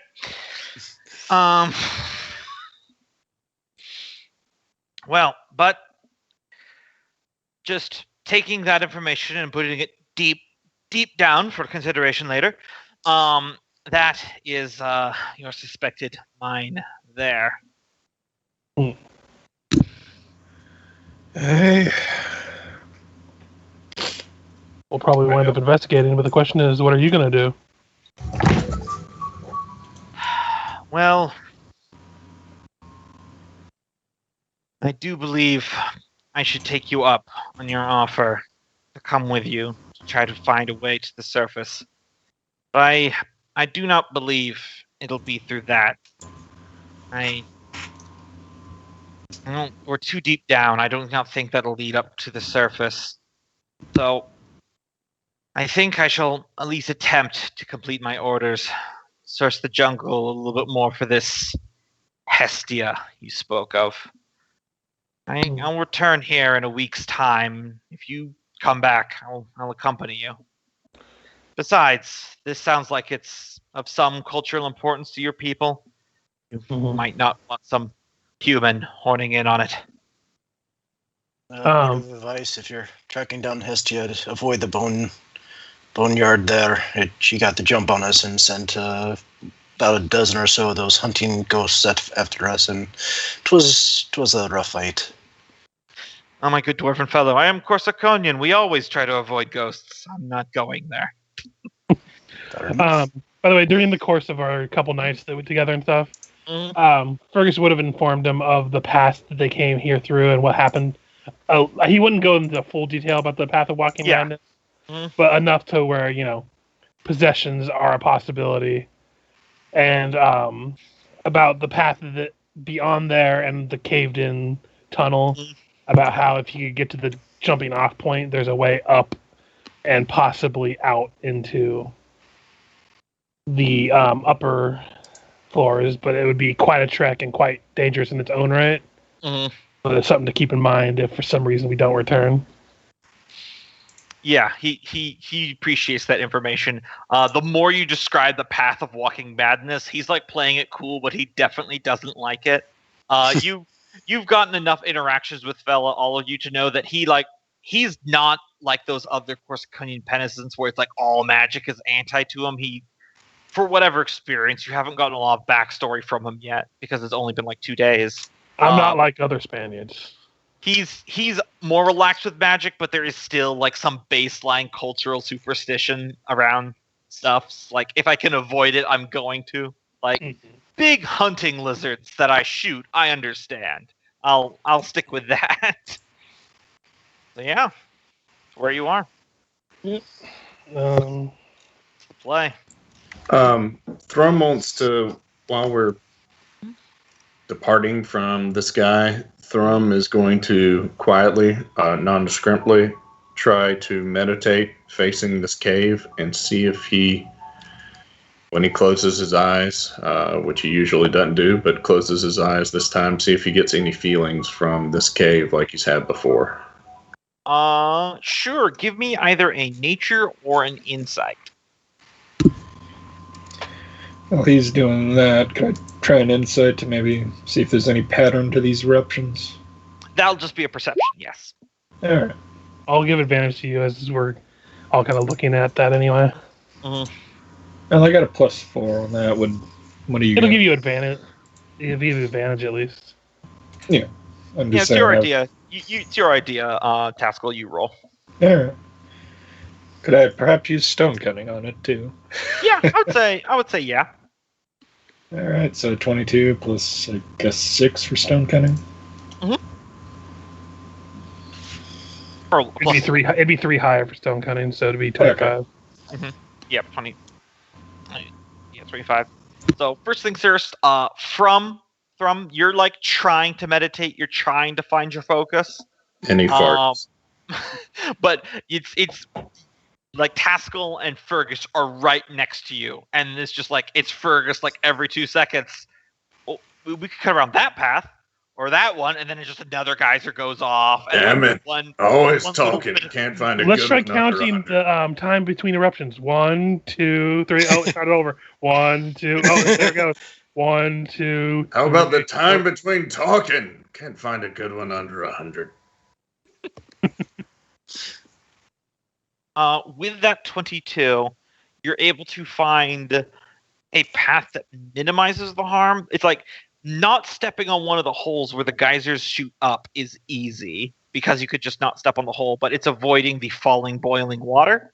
So it's like it'll give you advantage on the saving throw to get through this geyser field, but you're gonna have to do the roll. But your success will give you advantage on that roll for everyone. Excellent. So you guys going to head for the entrance there? Yeah, seems like the Nothing. best lead we've had so far. Actually, first, do you want me to send my bat in just to get lay of the land before they go too far in? I'm gonna laugh my ass off if it gets killed by a geyser. Oh, are we? Probably a hell of an updraft, so I can probably go over most of it. Oh yeah. So Yeah, I'm you- still gonna laugh my ass off if it happens. So this is on the way to the cave, right? Yeah, you have to go through this field up to. Okay. So Nolgrim's going to take a bird's eye or bat's eye view, and just try to see if he could try to find a path to navigate through it most safely to get to the cave entrance. Have your bat give a dexterity saving throw. I will let you know you will only die if you roll either a natural 1 or you get a total of 2. Okay. Other than that, you'll get through because it's a tiny bat. Is it dexterity? Dexterity, yes. Alright. Like a champ. Just aerial maneuvers the entire way. I was so desperately hoping for a natural 1. Where it Right. just flips that goes whoosh and it's just gone. Shit. Well, Yeah, your bat is able to expertly maneuver through the geyser field and it reaches the entrance. If you're peering through your bat senses, you can confirm it is definitely not a natural cave. It's a square tunnel going into the rock, and there is a carved border of a distinctly dwarven style around it that has dwarven text written at the top that says "Rock Knows Mine." can I do a history check on that? Sure. Gombo, did you say rock knows mine? Yes. You guys should see that on the map now. Rock Knows Mine. And Nice. Nolgrim will say aloud what he's seeing and Mhm. speak the text aloud. But Sorry, I was talking to family. What I missed? What happened? We've been sitting here, and old Nolgrim there's looking through his bat, and he's confirmed that it is a mine. It's a rock nose mine. Why is everything named after a goddamn rock and the nose this time too? Jesus Christ! Hold on. You will get some information on that DC 15.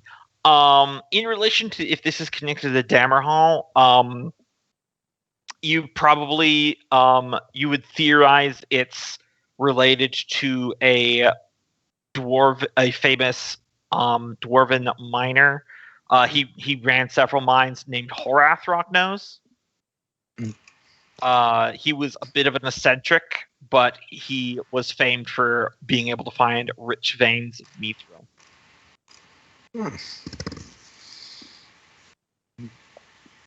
I assume. Is the bat still within? I think it's 100 feet of me, because at that point I could give orders. I would say Alright. he's like 90 feet away from you at this point. Okay. Then he'll instruct the bat to go in, say, just a couple dozen feet, just to get an idea of what the interior looks like before returning. He goes in, and according to its dark vision, it is a mostly straight tunnel before it opens up, and at the edge of its dark vision has no more, but it's all carved. Okay. Well, it looks like it opens up before getting too far into it. But my guess is it's a mithril mine, so maybe what we're looking for. Alternatively, it could just be prospecting for future wealth. With that, he'll snap the bat back to him. Mm-hmm. It's worth investigating. Again, the best lead we've had since we've been down in this godforsaken Underdark.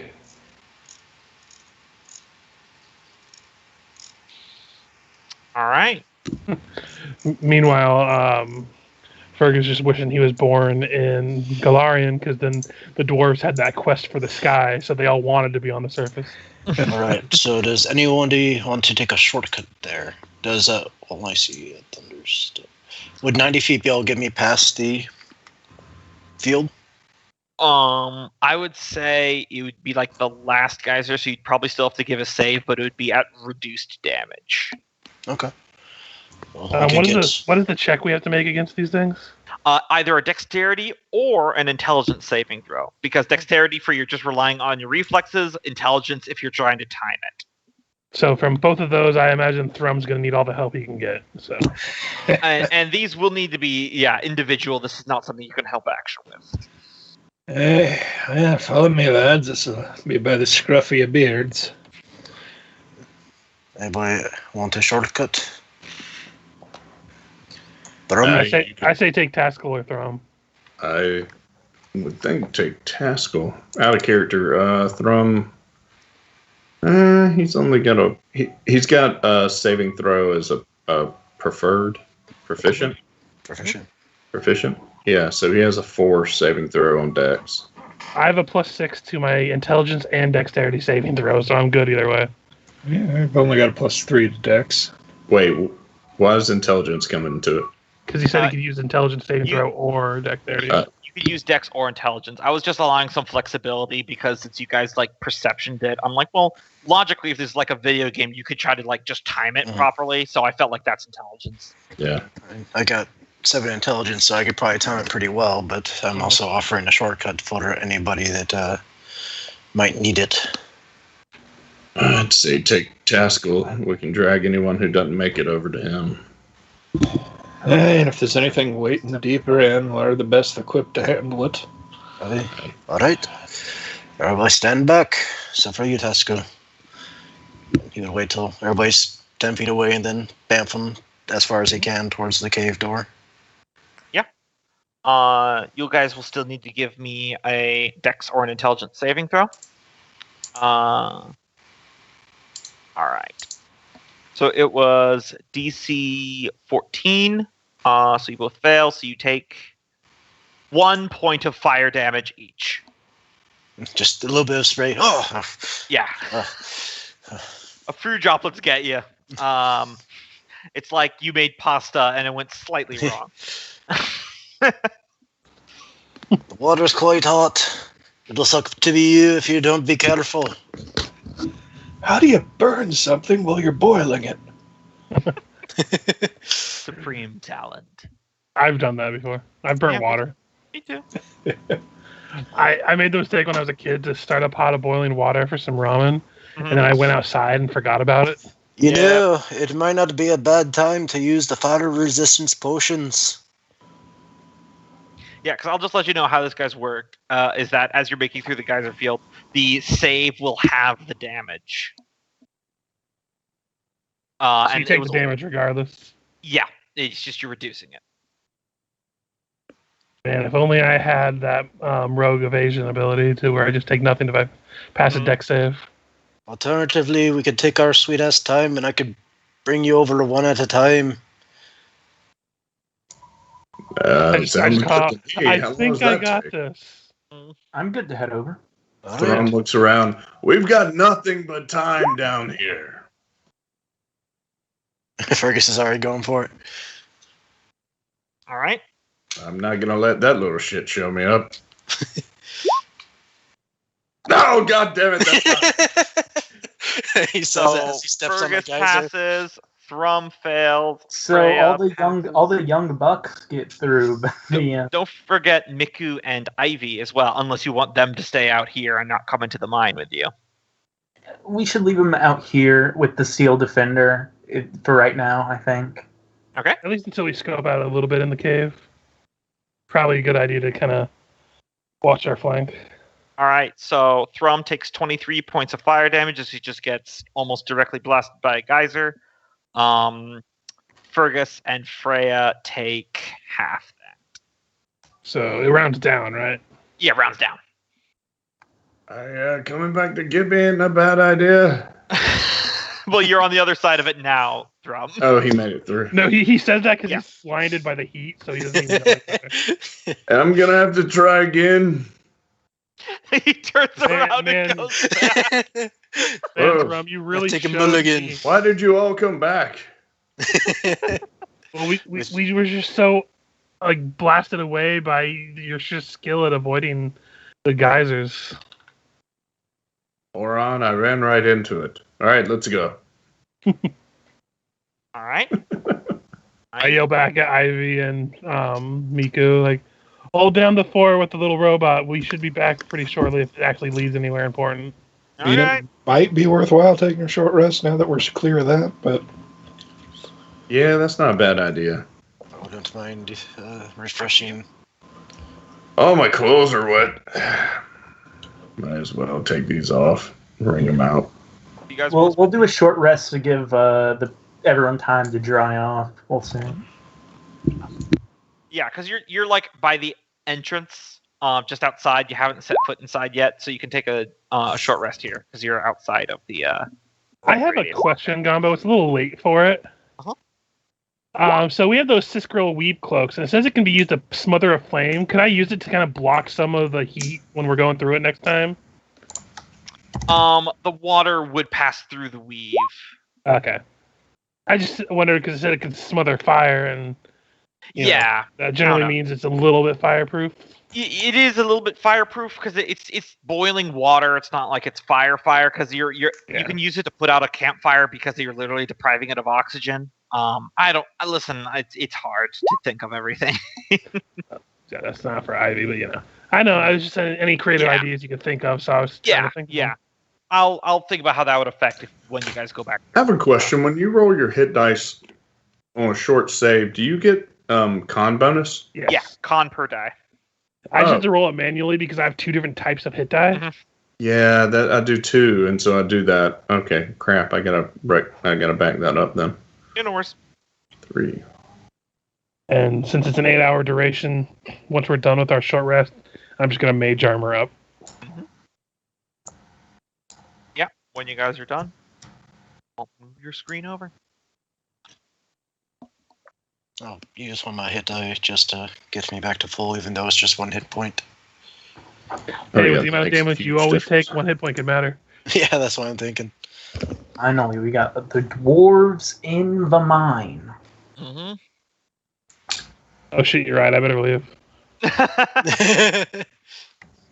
You guys ready? Yeah. We've been waiting our whole campaign for this. Actually, Nolgrim will go ahead and follow suit and do Armor of Agathis. Man, Power. whoever made this mine really knew how to diggy a hole. Mm-hmm. So Armor of Agathis and empowering it with the cloak. I imagine as we head down the mine, Thrum gives out his hoardy hi-ho. So I'm just gonna, since it says it doesn't get, it lasts until I remove the invisibility. I'm just gonna use a charge of the Ring of Invisibility to just go invisible. Okay. Give yourself the invisibility icon. Just avoid moving your tokens around for a moment. You guys see everything, right? Yep. For this little black square that's weird, just floating there. Just using a dwarven stone cutting, can we tell this has obviously all been cut by dwarves, even though it had the dwarven No name? roll necessary. Everyone except for maybe Fergus is like, yeah, this is dwarven work, 100%. No need to hide, boy. This What is is our this? home type of mine. Which one is the invisibility icon? I just took the ninja one because I couldn't think of it. It is the one that's like a little dotted outline silhouette. Okay, there it is. So I'm gonna try something a little bit different for dungeon exploration, which is where we are going to use the initiative tracker even when you're not in combat, just for how you move around, because apparently that's how I prefer that.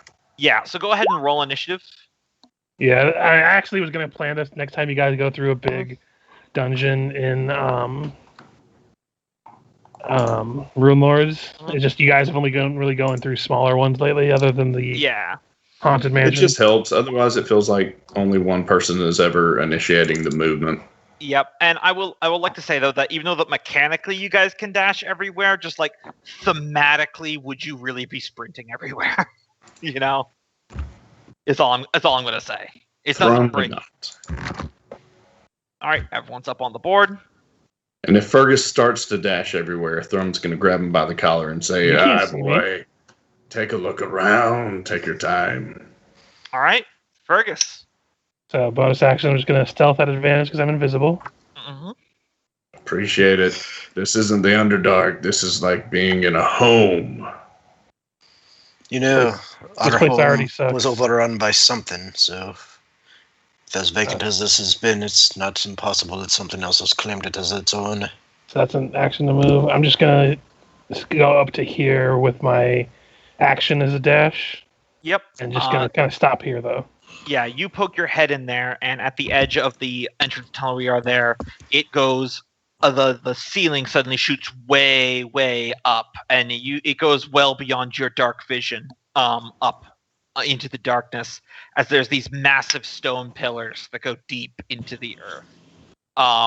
Yes, for mental pictures, I definitely did use Moria from Lord of the Rings as inspiration for this part right here. Love it. Because it's just so cool, guys. That was such a cool movie. Oh, that scene where they're in the mines and he says, we could shed a little bit more light, and he lets the light out, and then the goblins and the Balrog. Mm. My wife is so tired of me being like, "All right, shut up, quiet. Here it comes." Whenever I'm sick and like in bed where I can't really get up much, that kind of sick, I always just put on the extended Lord of the Rings movies and just kind of zone out the rest of the day. Yeah. That one scene, though, I turn it up so loud because they do such a good job with that bass noise that it makes. Oh. Yeah, if there was ever a perfect adaptation, that's the closest thing I think we're ever going to get. Yeah, basically. Because the stuff that they added was nice context, and the stuff they removed was super unnecessary. Like the guy who was like the weird wizard guy. Tom Bombadil? I love Tom Bombadil.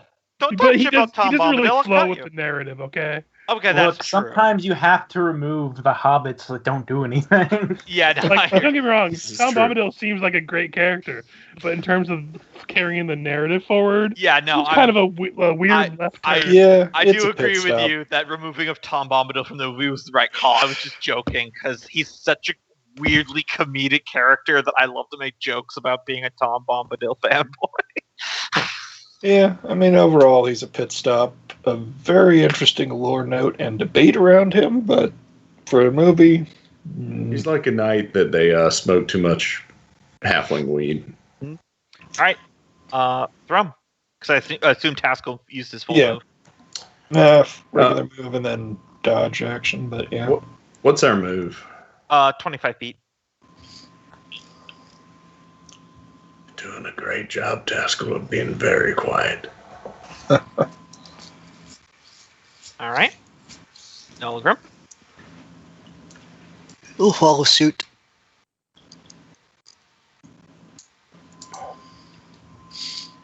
And then all the dynamics lighting stuff is working for you guys, right? Yep. Yeah. Okay.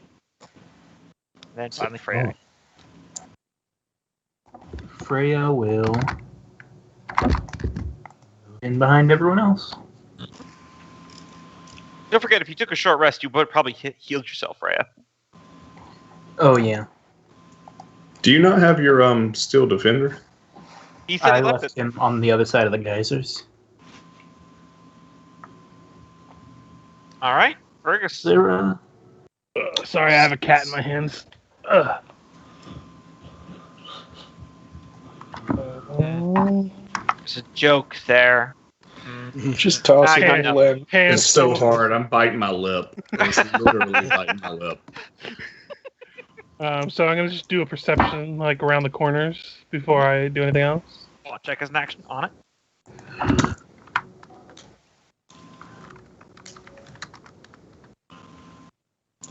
And if I don't see anything, Yeah, it's just bare, cold stone in the darkness. I fucked up. Hold on. It's gonna go here, here, here. Like to show the movement. Mm. And that was most of my movement. I'm still stealth, so I don't have to roll that again, correct? I'm trying to remember, what was the click on the token to hit what to see what they see? Controls X or hold on. Oh, was it control? Oh, nope, that's a different thing. Yeah, I have a cheat sheet. Yeah, on my docs. It's not relevant. I'm just curious what you guys are saying. A lot of pillars. It is X. Just X on the when you clicked on a token.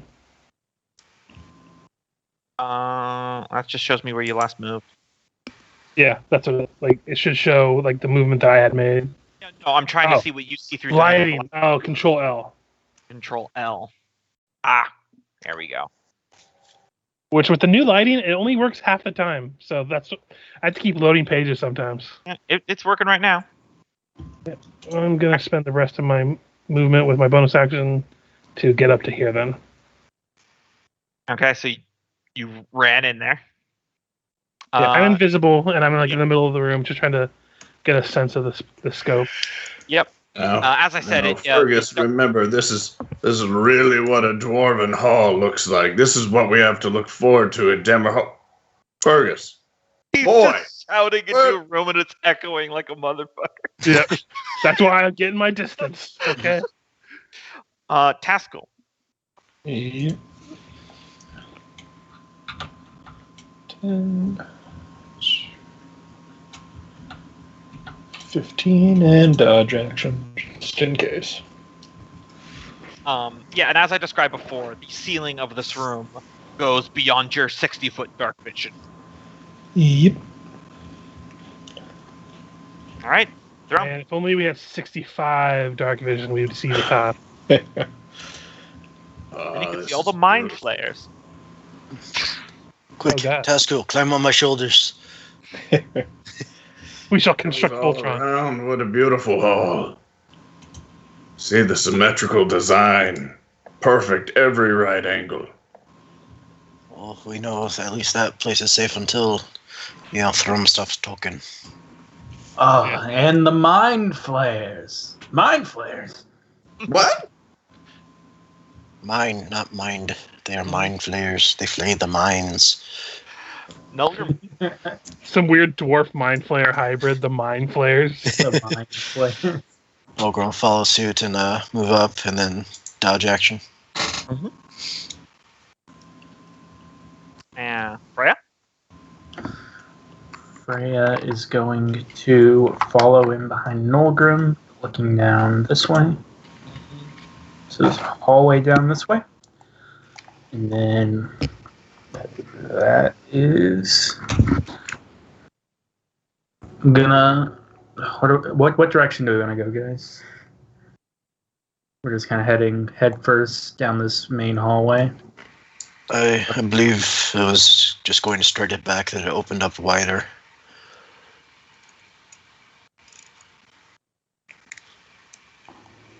Oh yeah, these are pillars, it looks like, right? Yeah, these are pillars you're seeing right now. You said they're smooth cut, no ornamentation on it? Yeah, these looks like they're mainly for well, these like one of those things where they go up like 10 feet and then it like goes in a little bit, but then it's just a smooth pillar going up. It's a pretty standard dwarven mining procedure where it's like this area must have had like a lot of ore, so then there was like a underground strip mine.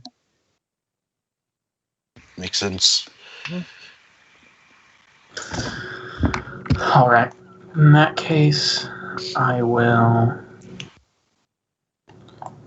Let's turn. How far did I travel? Let me see. I was like 15. So yeah.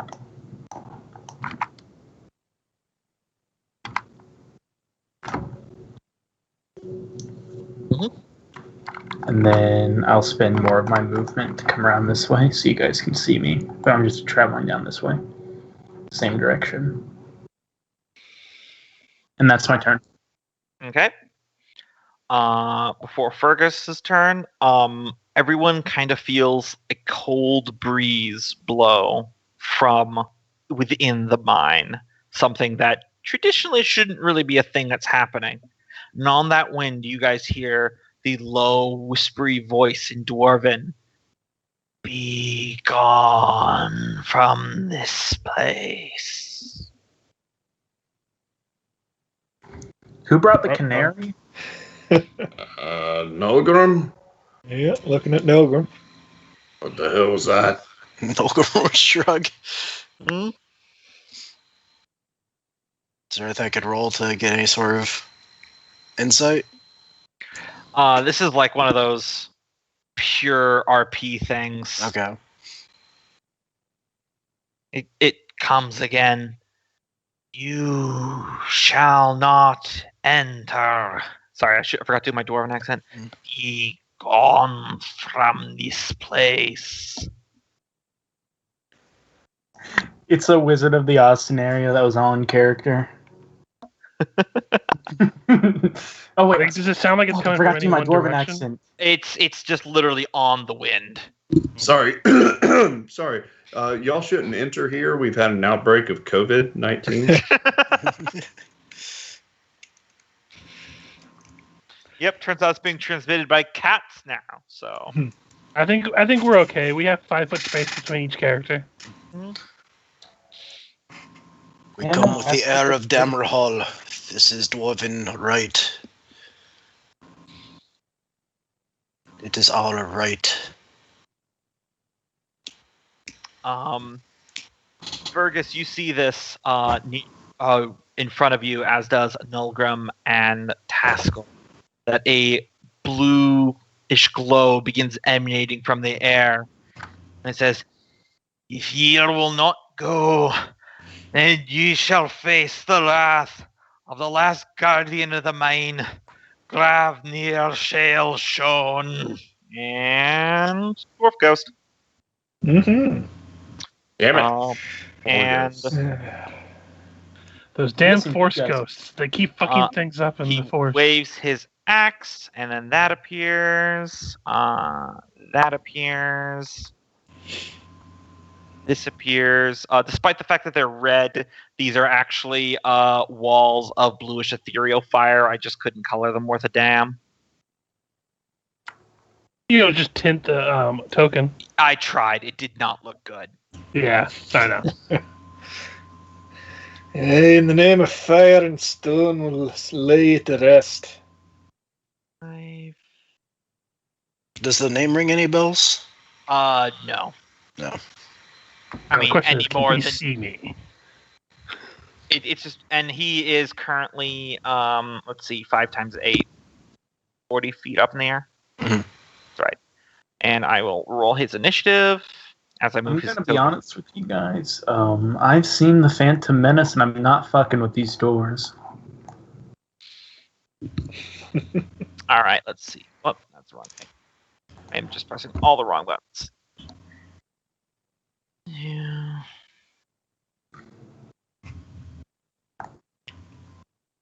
All right, so. Sorry, roll 20's fighting me. There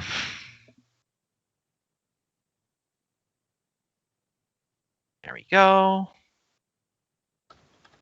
And so that's his initiative of 13, which would put him just before Thrum. And then, hold on, there's one other thing I need to do, which is... There we go. So it is Fergus's turn now. So the question is, do I go for the shot or do I go for a long shot play? Always a long shot, Fergus. Always a long shot. Yeah, fuck it. I'm gonna bring out the Misty Marrow flute and I'm gonna try to cast Calm Emotions on this guy. Okay. It does say it's humanoid, but it is also a special item that can go through into the ethereal. So it probably won't work, but it's worth trying. So you doing that? Yep. You play the ethereal music. Its strange properties does actually not give away your invisibility position. Or I think it actually still breaks your invisibility, but your stealth is still intact. However, it does not work on him, as he is very much a calm, stoic defender. Yep. It was worth a shot. Oh yeah, absolutely. But I'm definitely going to go over here now. All right, let's see here. It is the Mine Haunt. What do I want to do? Those goddamn layer actions. Yep. All right. He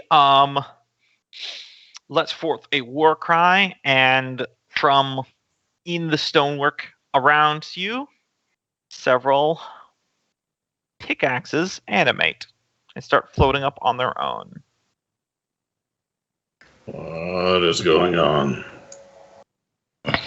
So, animated pickaxe. I need to roll initiative for these now. Guys, we really picked a winner for this place, didn't we? Hey, 14. Ah, I see what you did there. I mean, I could have gone with the default. Let me ask you a question. All right, and now it is Taskill. Yeah. Is 80 Fergis, or can't you 40. flex on this guy as the king of Dammerhall, technically? Guys, we forgot to say friend when we entered this place, so I think this is on us. Ah, shite. And if you want to ever insight, it's up to you. Is that an action? I would say it's a bonus action on your turn. Okay. It's still probably too far. Yeah, because he's 40 feet up. Yeah, I suppose I'll just do the dodge action again. Okay. See if the pickaxes attack or not. Do you want to use your bonus as the insight? Yeah, sure. Sure. Don't hurt anything. 17. Okay.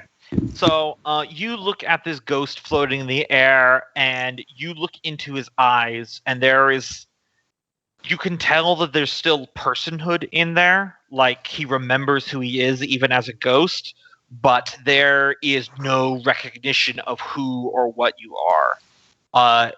You would wager that he's been down here doing this for so long, he doesn't quite recognize that you're dwarves and not intruders or looters.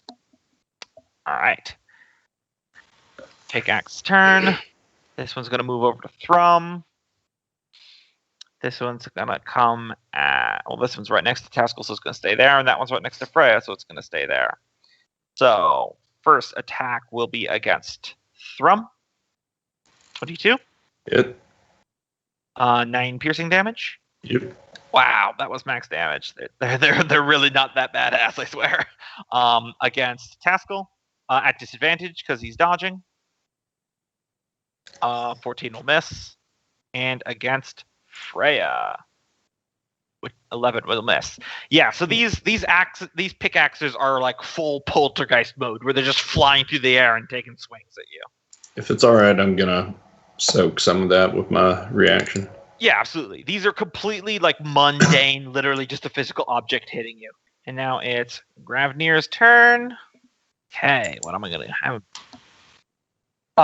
Yeah, you lock eye contact with this ghost Taskill, and he directs his full attention against you, and I need you to give me a wisdom saving throw. Well, in theory, I'm good at that. Hey. Okay, so you do succeed. And in practice, you're good at that. Okay. Yeah. So nothing happens as you gaze upon his horrifying, ghostly visage. And then he is going to drift through the air this way. And then it is Thrum's turn. If I step away from a thing like that, will it AOO me? Yeah, it is still taking up one space, even though that's like a teeny. In this version, can you defeat a spell? Can you like attack it? Yeah, it's a physical object. It's literally an animated object. It's just a creature. Yeah, you can just break it. Yeah, you can just break it. It's got hit points. Grab it and use it against him. I don't know. I would recommend that. I was very tempted to try that. Yeah, we'll just hit it. All right. I hope. That'll hit. 13 damage. Yep. You like break off the back half of it, and it's like some of the bits are still floating in air, but it is very nearly destroyed. All right, hit it again. That'll hit it. And then you bring back around and you just smash it to bits. All right. And then he is going to try and move over here to see what the who is going on. Whoa! There's fire! Don't be alarmed. I believe these are also giving off light too, because I set them to do that. Do you make it so players can see the light? It's not a huge like thing if it doesn't, but Yeah. I can't see anything except for. okay. It says emit low light. Okay, then it probably works. Oh yeah, low light 2 feet. So it should be just like illuminating itself mainly. Okay. Mm. Yeah, I'm still not used to the Gonna new move back for a second just to see what dynamic I see. lighting. Mhm. So I was just using the legacy lighting for the longest time. Mhm. So now I'm trying to get used to the new one. All right, that would be it for Thrum. All right. I guess maybe he could. No, I won't rage yet. Nolgrim. So what's the plan with this guy? Fergus, you gonna try to exert your authority? And as he's saying, they'll fire Eldritch Blast at this pickaxe. Yeah, absolutely. Meanwhile, Fergus is thinking, what goddamn authority do I have against the ghost? That will miss, but the second one will hit. And it's doing full damage. These things don't seem to have any special resistances. Alright, so then he'll then move up. What's your read on this one, Taskill? I'm Make not him see a sure. reason? Probably not a fight on our hands. That's my full turn at this point. All right, Freya. All right. I will take out an axe of my own. But the only thing it will be picking is you. This one, normal roll. That'll hit. 50 for 7. Awesome. And the second hit. That'll miss. You're dueling a flying weapon. All right. That everything? Yep, unless it wants to fly into my axe. Yep. Fergus. Fergus is going to curse himself for doing this, but he's going to try to take Nolgrim's advice this time instead of doing his own thing. Mm.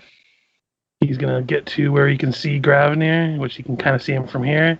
Mm-hmm. And he's going to point at him and yell at him like, let me think of how I'm going to word this. By the command of the ruling house of Dammerhall, I order you to stand down, and I'm going to try to roll a persuasion. All right. Give me a disadvantage. Yep. Yeah, that's what I thought. Gravnir calls I out. order you to stand down. Dammerhall has fallen. We are the last. I must protect them. Protect them? It is the mine haunt. Oh, sorry. Anything else in your turn? Sorry. Yeah, I was just going to bonus action to Taskill to give him All right. advantage. Yeah, absolutely. Let's see. Yeah.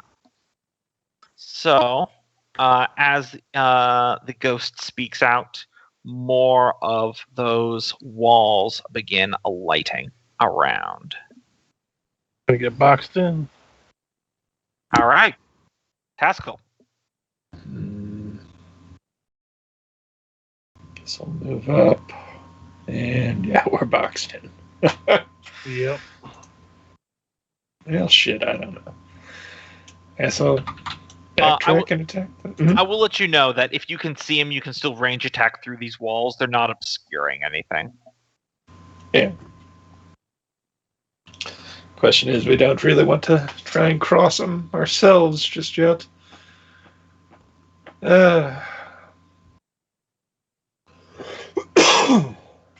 Just gonna take a shot at the pickaxe. Yep. All right. That'll whiff. Yep. All right. Animated pickaxe turn. 1 against Taskill. Miss. 1 against Freya. Miss. Ravnir. Moving quickly, he operates from a pillar, now only 5 feet off the ground. And he is going to swing his spectral axe that he is wielding at Fergis. 10. You miss. narrowly you dodge it out of the way as he comes in at you. Just for flavor, as he comes up, I quickly pull an arrow like I would with if I was going to shoot him, but I use the spectral energy of it to kind of block his blow. Yeah, nice. And then he is going to just continue his movement, but he's going to end here, still within reach of you, so you don't get an AOO. I wouldn't have anyway. I had my bow out. Thrum. All right, I love the dynamic lighting because I really cannot metagame. I have no idea what's going on. He was running this way, so he's going to keep running. 5, 10. Can't get in! And he is going to stop and pull his hand axe and throw it at the spectral weapon on Freya. Yep, absolutely. And I don't know why my hand axe macros mess up so bad. All right, so I'm just going to roll it. That'll absolutely hit. And then I got to do it 1d6 plus 4. 6 damage? Yeah, you throw your hand axe, it whooshes right through this kind of spectral fire, almost soundlessly, and smashes into embeds itself in the wooden haft of the pickaxe. Freya's the only one that notices because she's literally right next to this. The hand axe did not warm up going through the fire.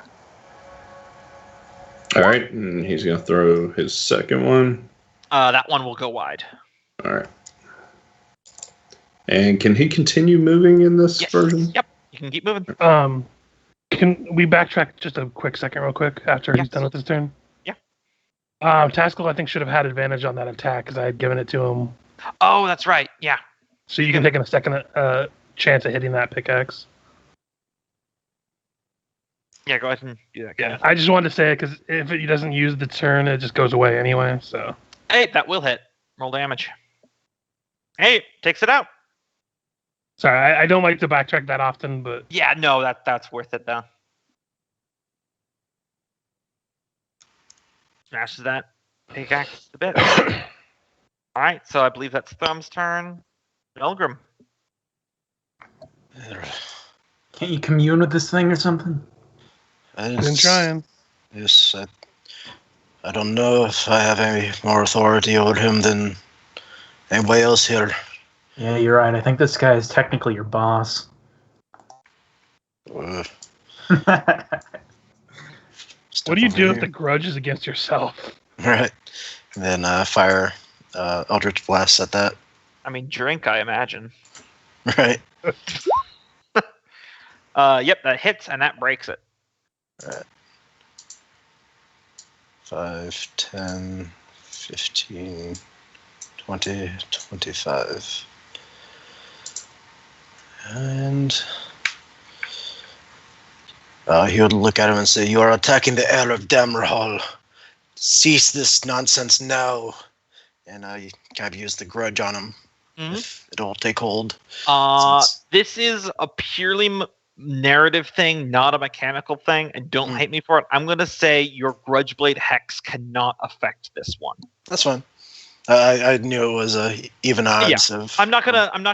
I guess you kind of wasted the action, but I'm just gonna say you feel it. You know. Yeah, it's fine. I have another Eldritch Blast, don't you? I don't think I could use it if I've already moved and then moved again. I think you can. Because they're separate attack rolls. I think you can. He still doesn't want to attack this guy yet. Okay. But I was hoping the grudge would take hold since he took a swing at Fergus. But if not, then no worries. Is that the end of your turn? Yes, that's my end of my turn. All right, Freya. He's over here, right? From what I saw Nolgrim do. Yeah, Nolgrim's facing him, looking at him, so yeah, you'll know it's in this direction, approximately. All right. Continue the warpath, baby. 15 feet up here. See the show. Oi, there's a path down here. Huh? There's. I think he's calling out to other people because they thought they were boxed in up there with the flames. Yeah. Oh. Yeah, no. Out of curiosity, do these walls go from floor to ceiling? They go maybe 20 feet up. Okay. Go right here. I'll lift up my axe, call down all of my runic powers. Would you be able to attack? Because I think you moved more than 25 feet. Oh, did I? Let me see. I was. Yeah, that looks much more than 25. Yeah. Because just from here to here is 20 feet. Yeah.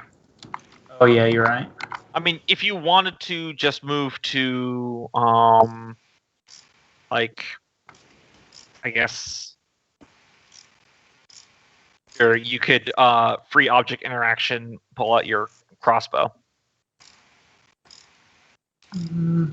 Not telling you how to be, just. Let's instead. Yeah, I'll come up here, take out the crossbow, and fire at that foolish dwarven ghost attacking the heir today.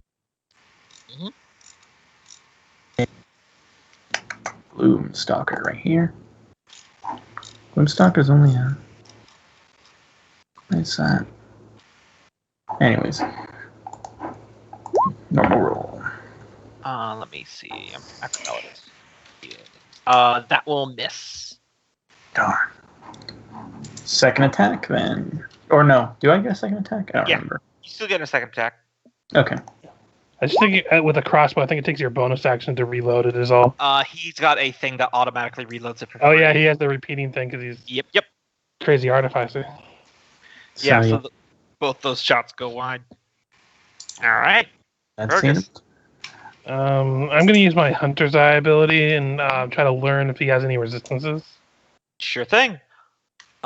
He is resistant to acid, fire, lightning, thunder, and bludgeoning, piercing, and slashing damage from non-magical attacks.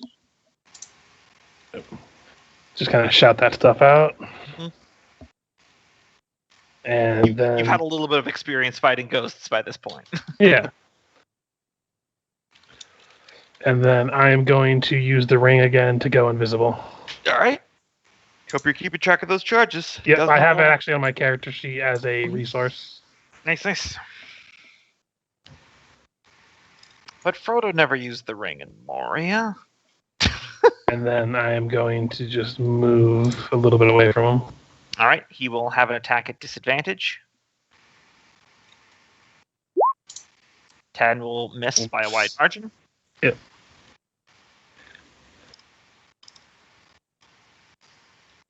And that'll be it for me. No, wait.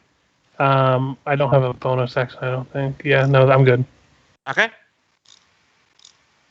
It is now the Mine Haunt. I need Freya and Taskill to give me dexterity saving throws as various loose stones and debris from the grounds pry themselves up and then swirl in the area as like a poltergeist of dust and stone. Alright, Taskill passes. Just need one from Freya.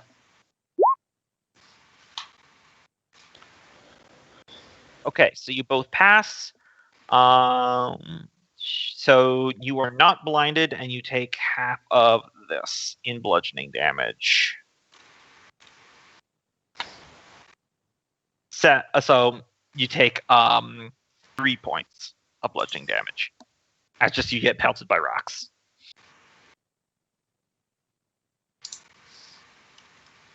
Taskill. Yep. Well, he appears to be in range this time, so call down the Defada's hammer. Just at second level this time. Because who knows when he's going to walk away. Yep. 10 will probably miss, though. That will miss, yes. But that was just your bonus action. It's like the gods don't want us to hit this guy. Yep. Yeah, charging in, starting to sing dwarven battle songs. Ooh, that will hit. Okay. Your axe is not magical though, so that's halved to 3. Yep. Are you? Is that Dammerhall axe magical? The one that I gave Taskill? It is not. He can choose to spend D4s to boost its damage with an elemental gem fitted into it. If it's one of those ones, but it is not magical for ghosts. Okay. It's one of those. Okay, like full peek behind the screen, I expected you guys to get those going pretty early, which you did, and because like when you're under level 5, having a magical weapon is a huge deal. But then you guys just never use its special ability, so that's why it seems underwhelming at this point. Because when you're level 3, it's amazing. So I'm basically saying it as more or less a free smite. That's basically how I built it. I'm just saving it for when I do land a crit, but the problem is I don't do too much in the way of melee. There is no anime pickaxes currently, so it is Gravnir. He is going to swing his spectral weapon at Taskill. 20, I imagine, hits. Yes, it does. So you take 17 necrotic damage as the weapon passes through armor, flesh, and bone. You feel a wound open up within your armor. And then you will get an AOO as he backpedals and flies through the pillar. Yeah, ghosts hit like a truck, man. Did you want to get your AOO there, Taskill? Yeah, I suppose I should. Given that he just did like 2/5 of my health.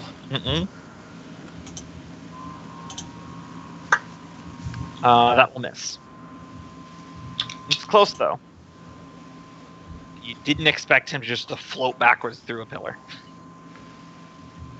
Alright. Thrum. Alright, Thrum has no idea what's going on. He's going to continue running around looking for a way in, and for his allies, and for his comrades, which he doesn't see. So the pillars are blocking everything so perfectly for Thrum. It's hilarious. He's dashing at this point. 30, 35, 40. Now he sees everyone. At this point, he's just going to take his luck with the geyser. Where is the bloody oh, and he sees that guy there.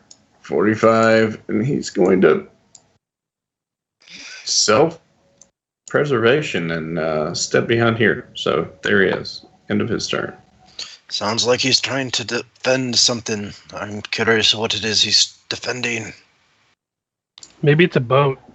We only have one of those right now. Well, you know, us dwarves are known for our naval skills. I mean, haven't you heard the glories of the Dwarven Navy? They used to sing a song, something, something in the Navy. Do-do-do-do-do. The most unenthusiastic reading of that song. That was on purpose. So what's it going to be, Nolgrim? Nolgrim is going to see no line of sight, so he's curious about what's down this way. So first move action. Oh, and a wall. Is the way that you'll look to Thrum? Is there any path up there, or is that all blocked off as well? No path, but come forward. He's just beyond this barrier. You can ping the direction you're talking about if you would like go as well. Yeah. Let's see. There are tunnels to the north and south, but we have a little bit more pressing matters right now. He'd point around that column and say, "The bastard's over there." still hesitant to make an attack against this guy just yet. Getting there, but standard action, he's going to hop into the bat view. Okay. And can I navigate my bat around? And just move my token around? Shoot. Oh, let me just give you a little... yeah, I guess, yeah. Just use Okay. your token. I will say as well that though the fires go 20 feet high, this section here, it narrows into a lower tunnel, and that one actually is floor to ceiling. Okay. So then he'll go this way because he kind of noticed that there's a tunnel Okay. that way. So, I'll just make a little mark for where your body is. Go ahead and move yourself. all right. So we'll go here. 5. So go there. Okay. So collapse tunnel. Okay. And where was I originally standing? I'll move you there. Okay. You moved yourself right as I was sorry. trying to move you. Sorry. Well, I just part went of back I'll up. move you there is you start moving your token. I was already halfway moving when you said that, so. But I moved back in my spot, so. All right. I think I know where he's hiding. What we need to Wiz defending. All right. And that's pretty much my turn. Freya. I will say I do like the dynamic lighting because Thrum gets to walk around in the darkness and we can't be mad at him. I also apologize for how late this is going, guys. Anytime, if you want to cut it here because it's our normal drop-off time, it's totally understandable. I'm good, but however, I'm good for a little while longer. Okay, cool. Or, not moving yet. Almost forgot to do the very first thing, which is I asked between Taskill and Fergis, who's going to be chasing after this thing more? I raise my hand, but you can't see it because I'm invisible. Oh, yeah. So, do I even know you're there? Yeah, I don't think you do. No, he hasn't taken a stealth check, so you hear him clunking around on the floor. Unseen is not unheard. Okay, well, then I did ask, which means I can give you the benefits of this spell. I'm going to cast I am gonna be chasing after him. Yes. Long Strider at 2nd level, so we both have an additional 10 feet to our movement speed. Hey. That's even good for me. That's really good for me because I can bonus action move faster. Mm-hmm. Yeah, we need to catch this thing. And then, I don't know, I'll add how long does it last? An hour? Dude, we don't really need to keep track of that if it lasts an hour, right? This you're it's not fine. gonna last that long. So that being said, I can now move 35 feet. I know it's just because I've Is that watched too many. concentration? No. The long striders, nice like that. I know I've just watched too many movies, and that's why it makes me think of it. But all it just makes me think of is Freya leans down and like pumps up the tongues of her shoes. It's Robin Hood Men in Tights style. Yeah. Yes. Which way did he go, Thrum?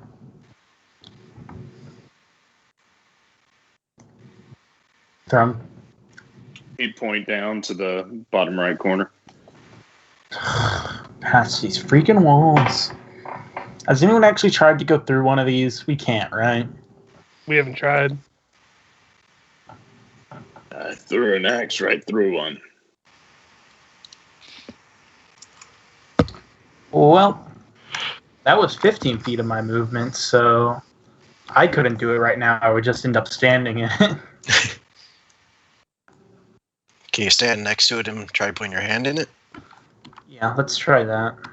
Okay. Use the rest of my movement to go up to here, and I try to put my hand through the wall. Okay. Use your left hand. Give me a charisma saving throw. Think she has a low charisma, so yeah. All right. Charisma? No, Yep. no. A crushing sense of despair and despondence floods your mind through these cold, ethereal flames, and you take 10 psychic damage. Well, you can pass through them.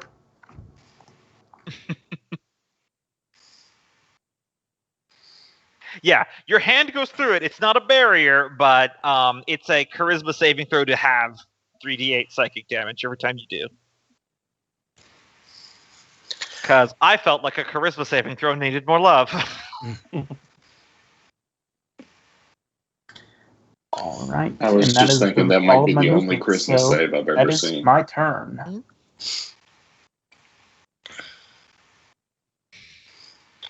All right, Fergus.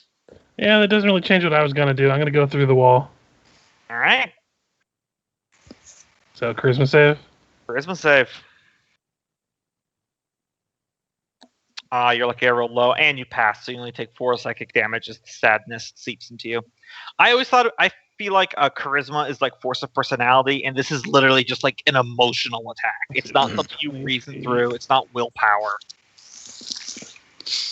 Okay, I'll get to here, and I have advantage on my attack since I am visible. Let's see how the range on it. Okay, I believe that's. Let me just double check. Sorry, I'm talking out loud to myself. Uh-huh. And are these walls translucent? Yeah, you can see through them. Okay. It's like putting like a fiery blue filter over it. Basically, you Okay. can still see through the other side. Okay, I am going to slap a hunter's mark on this bitch, and I'm on fire. Okay, 18 and that'll hit. Yeah. Oh, right, invisible. That's how you had the first advantage. Gotcha. Yeah. That would be I am no longer invisible though. 15 damage. He takes full pop because, I mean, that's kind of what your bow is for. Yep, and I'm just gonna be like, gonna yell at him, be like, if you're not gonna listen, we're gonna have to make you listen. All right, and that's your turn. Yep. I just want to make sure I heard correctly earlier. He said he had to protect them or something like that? Yeah, he said I must protect them. Okay. Okay, so now it is the Mine Haunt. All right, let me measure this out. Yeah, so it should be. All right. Thrum and Freya, you notice that the ground below your feet kind of starts feeling unsteady, like you have vertigo, as kind of like this wispy blue energy begins clinging at your feet and kind of sticks to you. That space I just marked there is difficult terrain until the next Mine Haunt turn. Woo! No So save, feel- but no save, but no damage. So It it's all just feels good. like magically sticky, or Basically, like more like there's no hands, but it almost feels like something's very weakly trying to hold you in place. Like you're The able to goo. move out of it. But Nolgrim, the gooey spirits are all around my ankles. Yeah. Taskill. Well, having lost sight of him, and You did see me seeing shoot it- at him. Yes, but I also saw that'd be 25 there.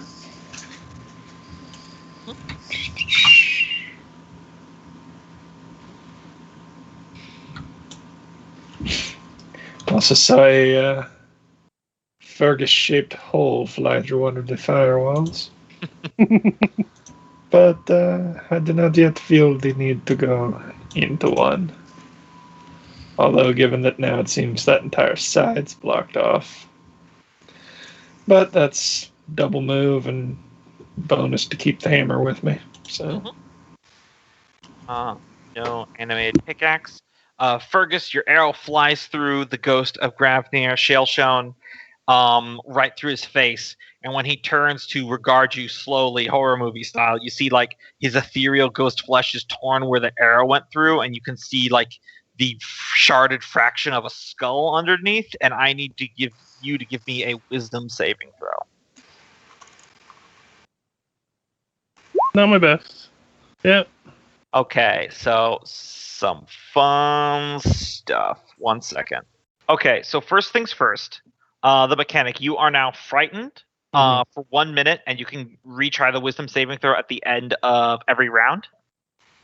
The other thing that happens is as you gaze upon this ghostly visage, and a deep icicle of panic grips your soul. You age 30 years. Uh-huh. Now Thrum can no longer make a comment about you being under 100. Like, now, good news is you're a dwarf, so that's not going to affect any of your attributes or state of being, but you're now 30 years older. Yeah, that's the thing. And That so when is you're a the older ghost sibling- ability that Wait a is minute. written- How old are you? Well, different now. Do you if have your age? For the sake of simplicity, Fergus, on your character sheet, why don't you just keep your age how it is, and then just put plus 30. Yeah. So you know your actual chronological age and then your physical age are two separate things. He is now the oldest sibling, because did he have an older twin? That means it's Yep. not going to go away after this fight. It's not. It's not a saving throw thing. You just aged 30 years. I love that that's an actual thing in the monster manual that ghosts do, is they just age you 30.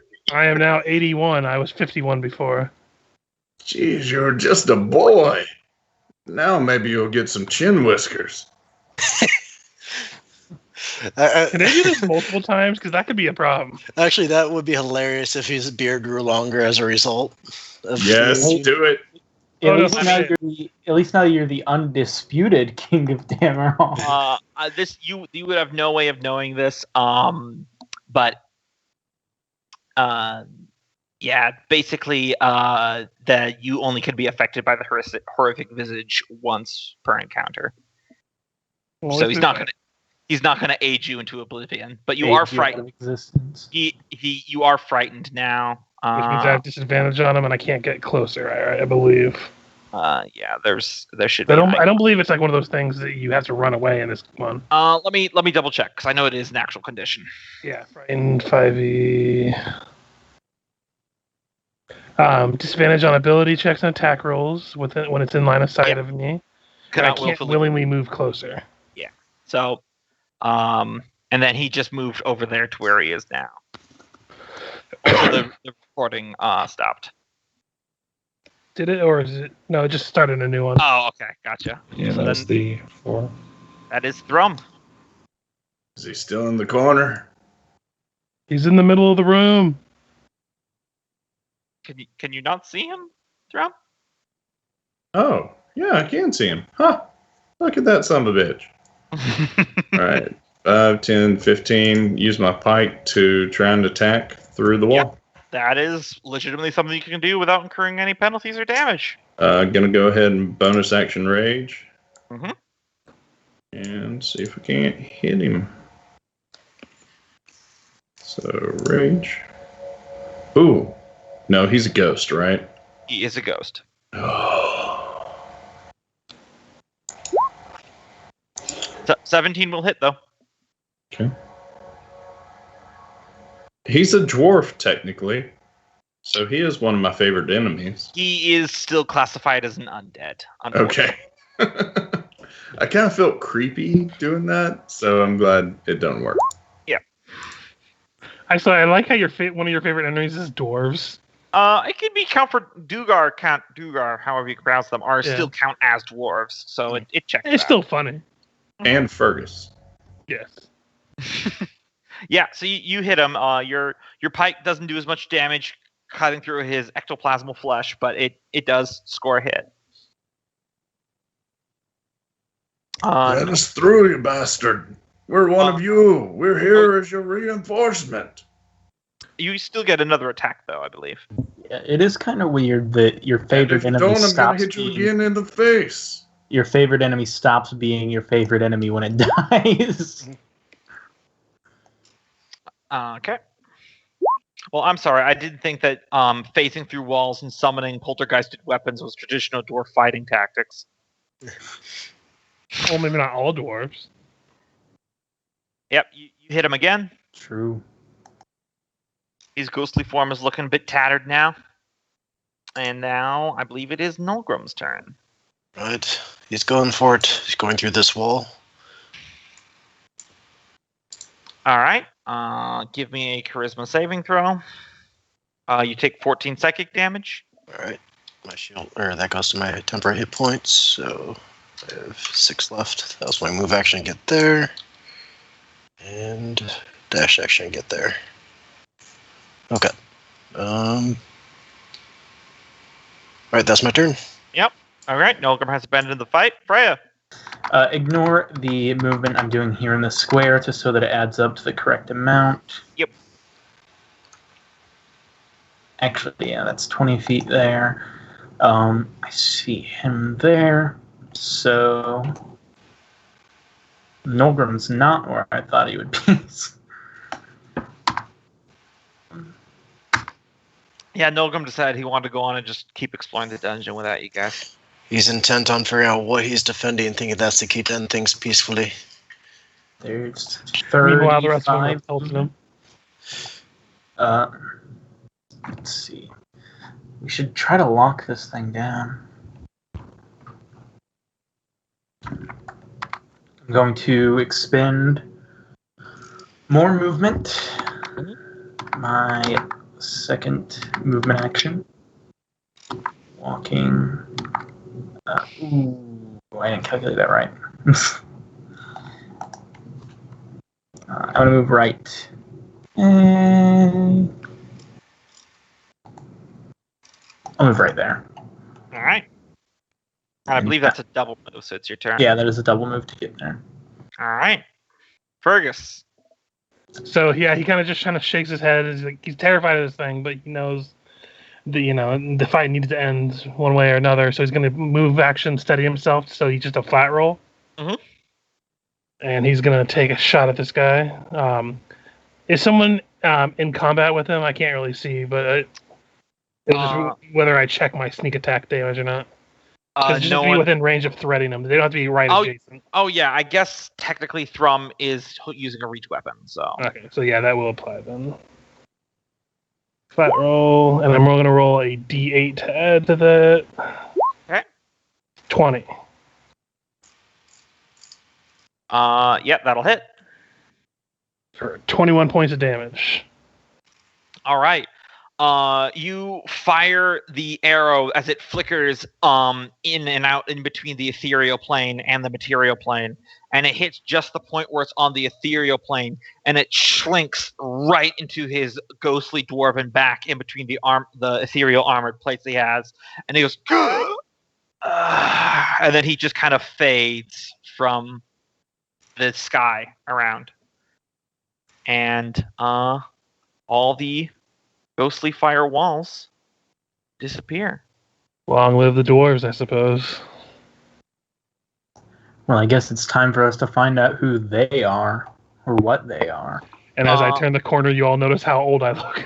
Yeah, he probably hasn't even noticed. Fergus, your beard's a bit longer than the last time I saw you. Not that long, just a good shave, and he'll be back to the elfy kind he is. You do care, Thrum. I don't want you looking bad. Yeah, Fergus, you have like a weird pain in your knee that wasn't there before. Guys, he only went from like 16 to 20. Yeah, it's not like for 4 dwarves, years. not too bad, but Yeah, I know, but have you ever gotten an injury in high school that was pretty serious and then it just got worse with time? no, but I understand what you're talking about. I don't want to talk about how I feel right now. And all I said was that his beard got longer, okay? And my beard got longer between 16 and 22. Yeah, I know.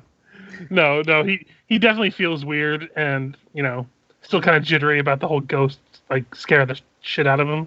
Yeah, everyone who's in this room when the ghost disappeared, roll me a knowledge religion if you think you would know anything about spirits. I would say Nolgrim could roll, but he's out of here. Yeah. I'm gonna roll because I would say that even though they're so superstitious, Corsiconia probably talks a lot about ghosts. Yeah, that's fair. Because people who are afraid of things always love to talk about them. Mm-hmm.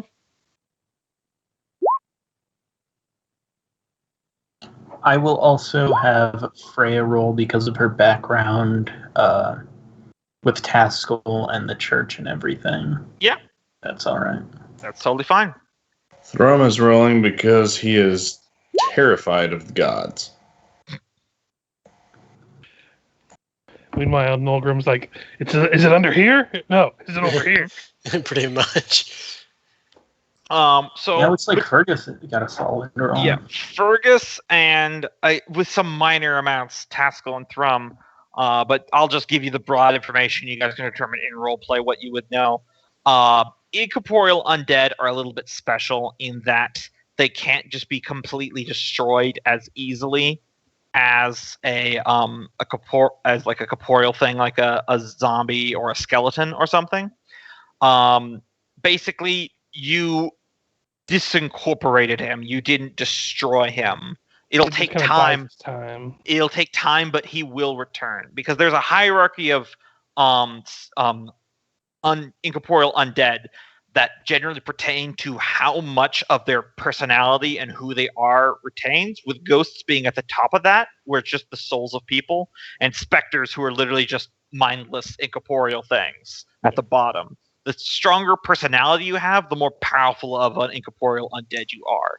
And as you saw, this guy had some juice. So, do we know how long it might take him? Like, do we have a ballpark? With that 20, probably a short rest. Okay, so we have an hour tops before he's back. So if we need to search through things, we need to do it now. But out of character, that's probably a good point to leave it off at. Yeah, I will say also the last thing is with that 20, many Corsicanian superstitions, and Taskill can confirm this with some of his own religious belief, is that if you can dispose of the body, you might be able to make a ghost stop its haunting. Mm-hmm. So, gotta find us a body. Mm-hmm.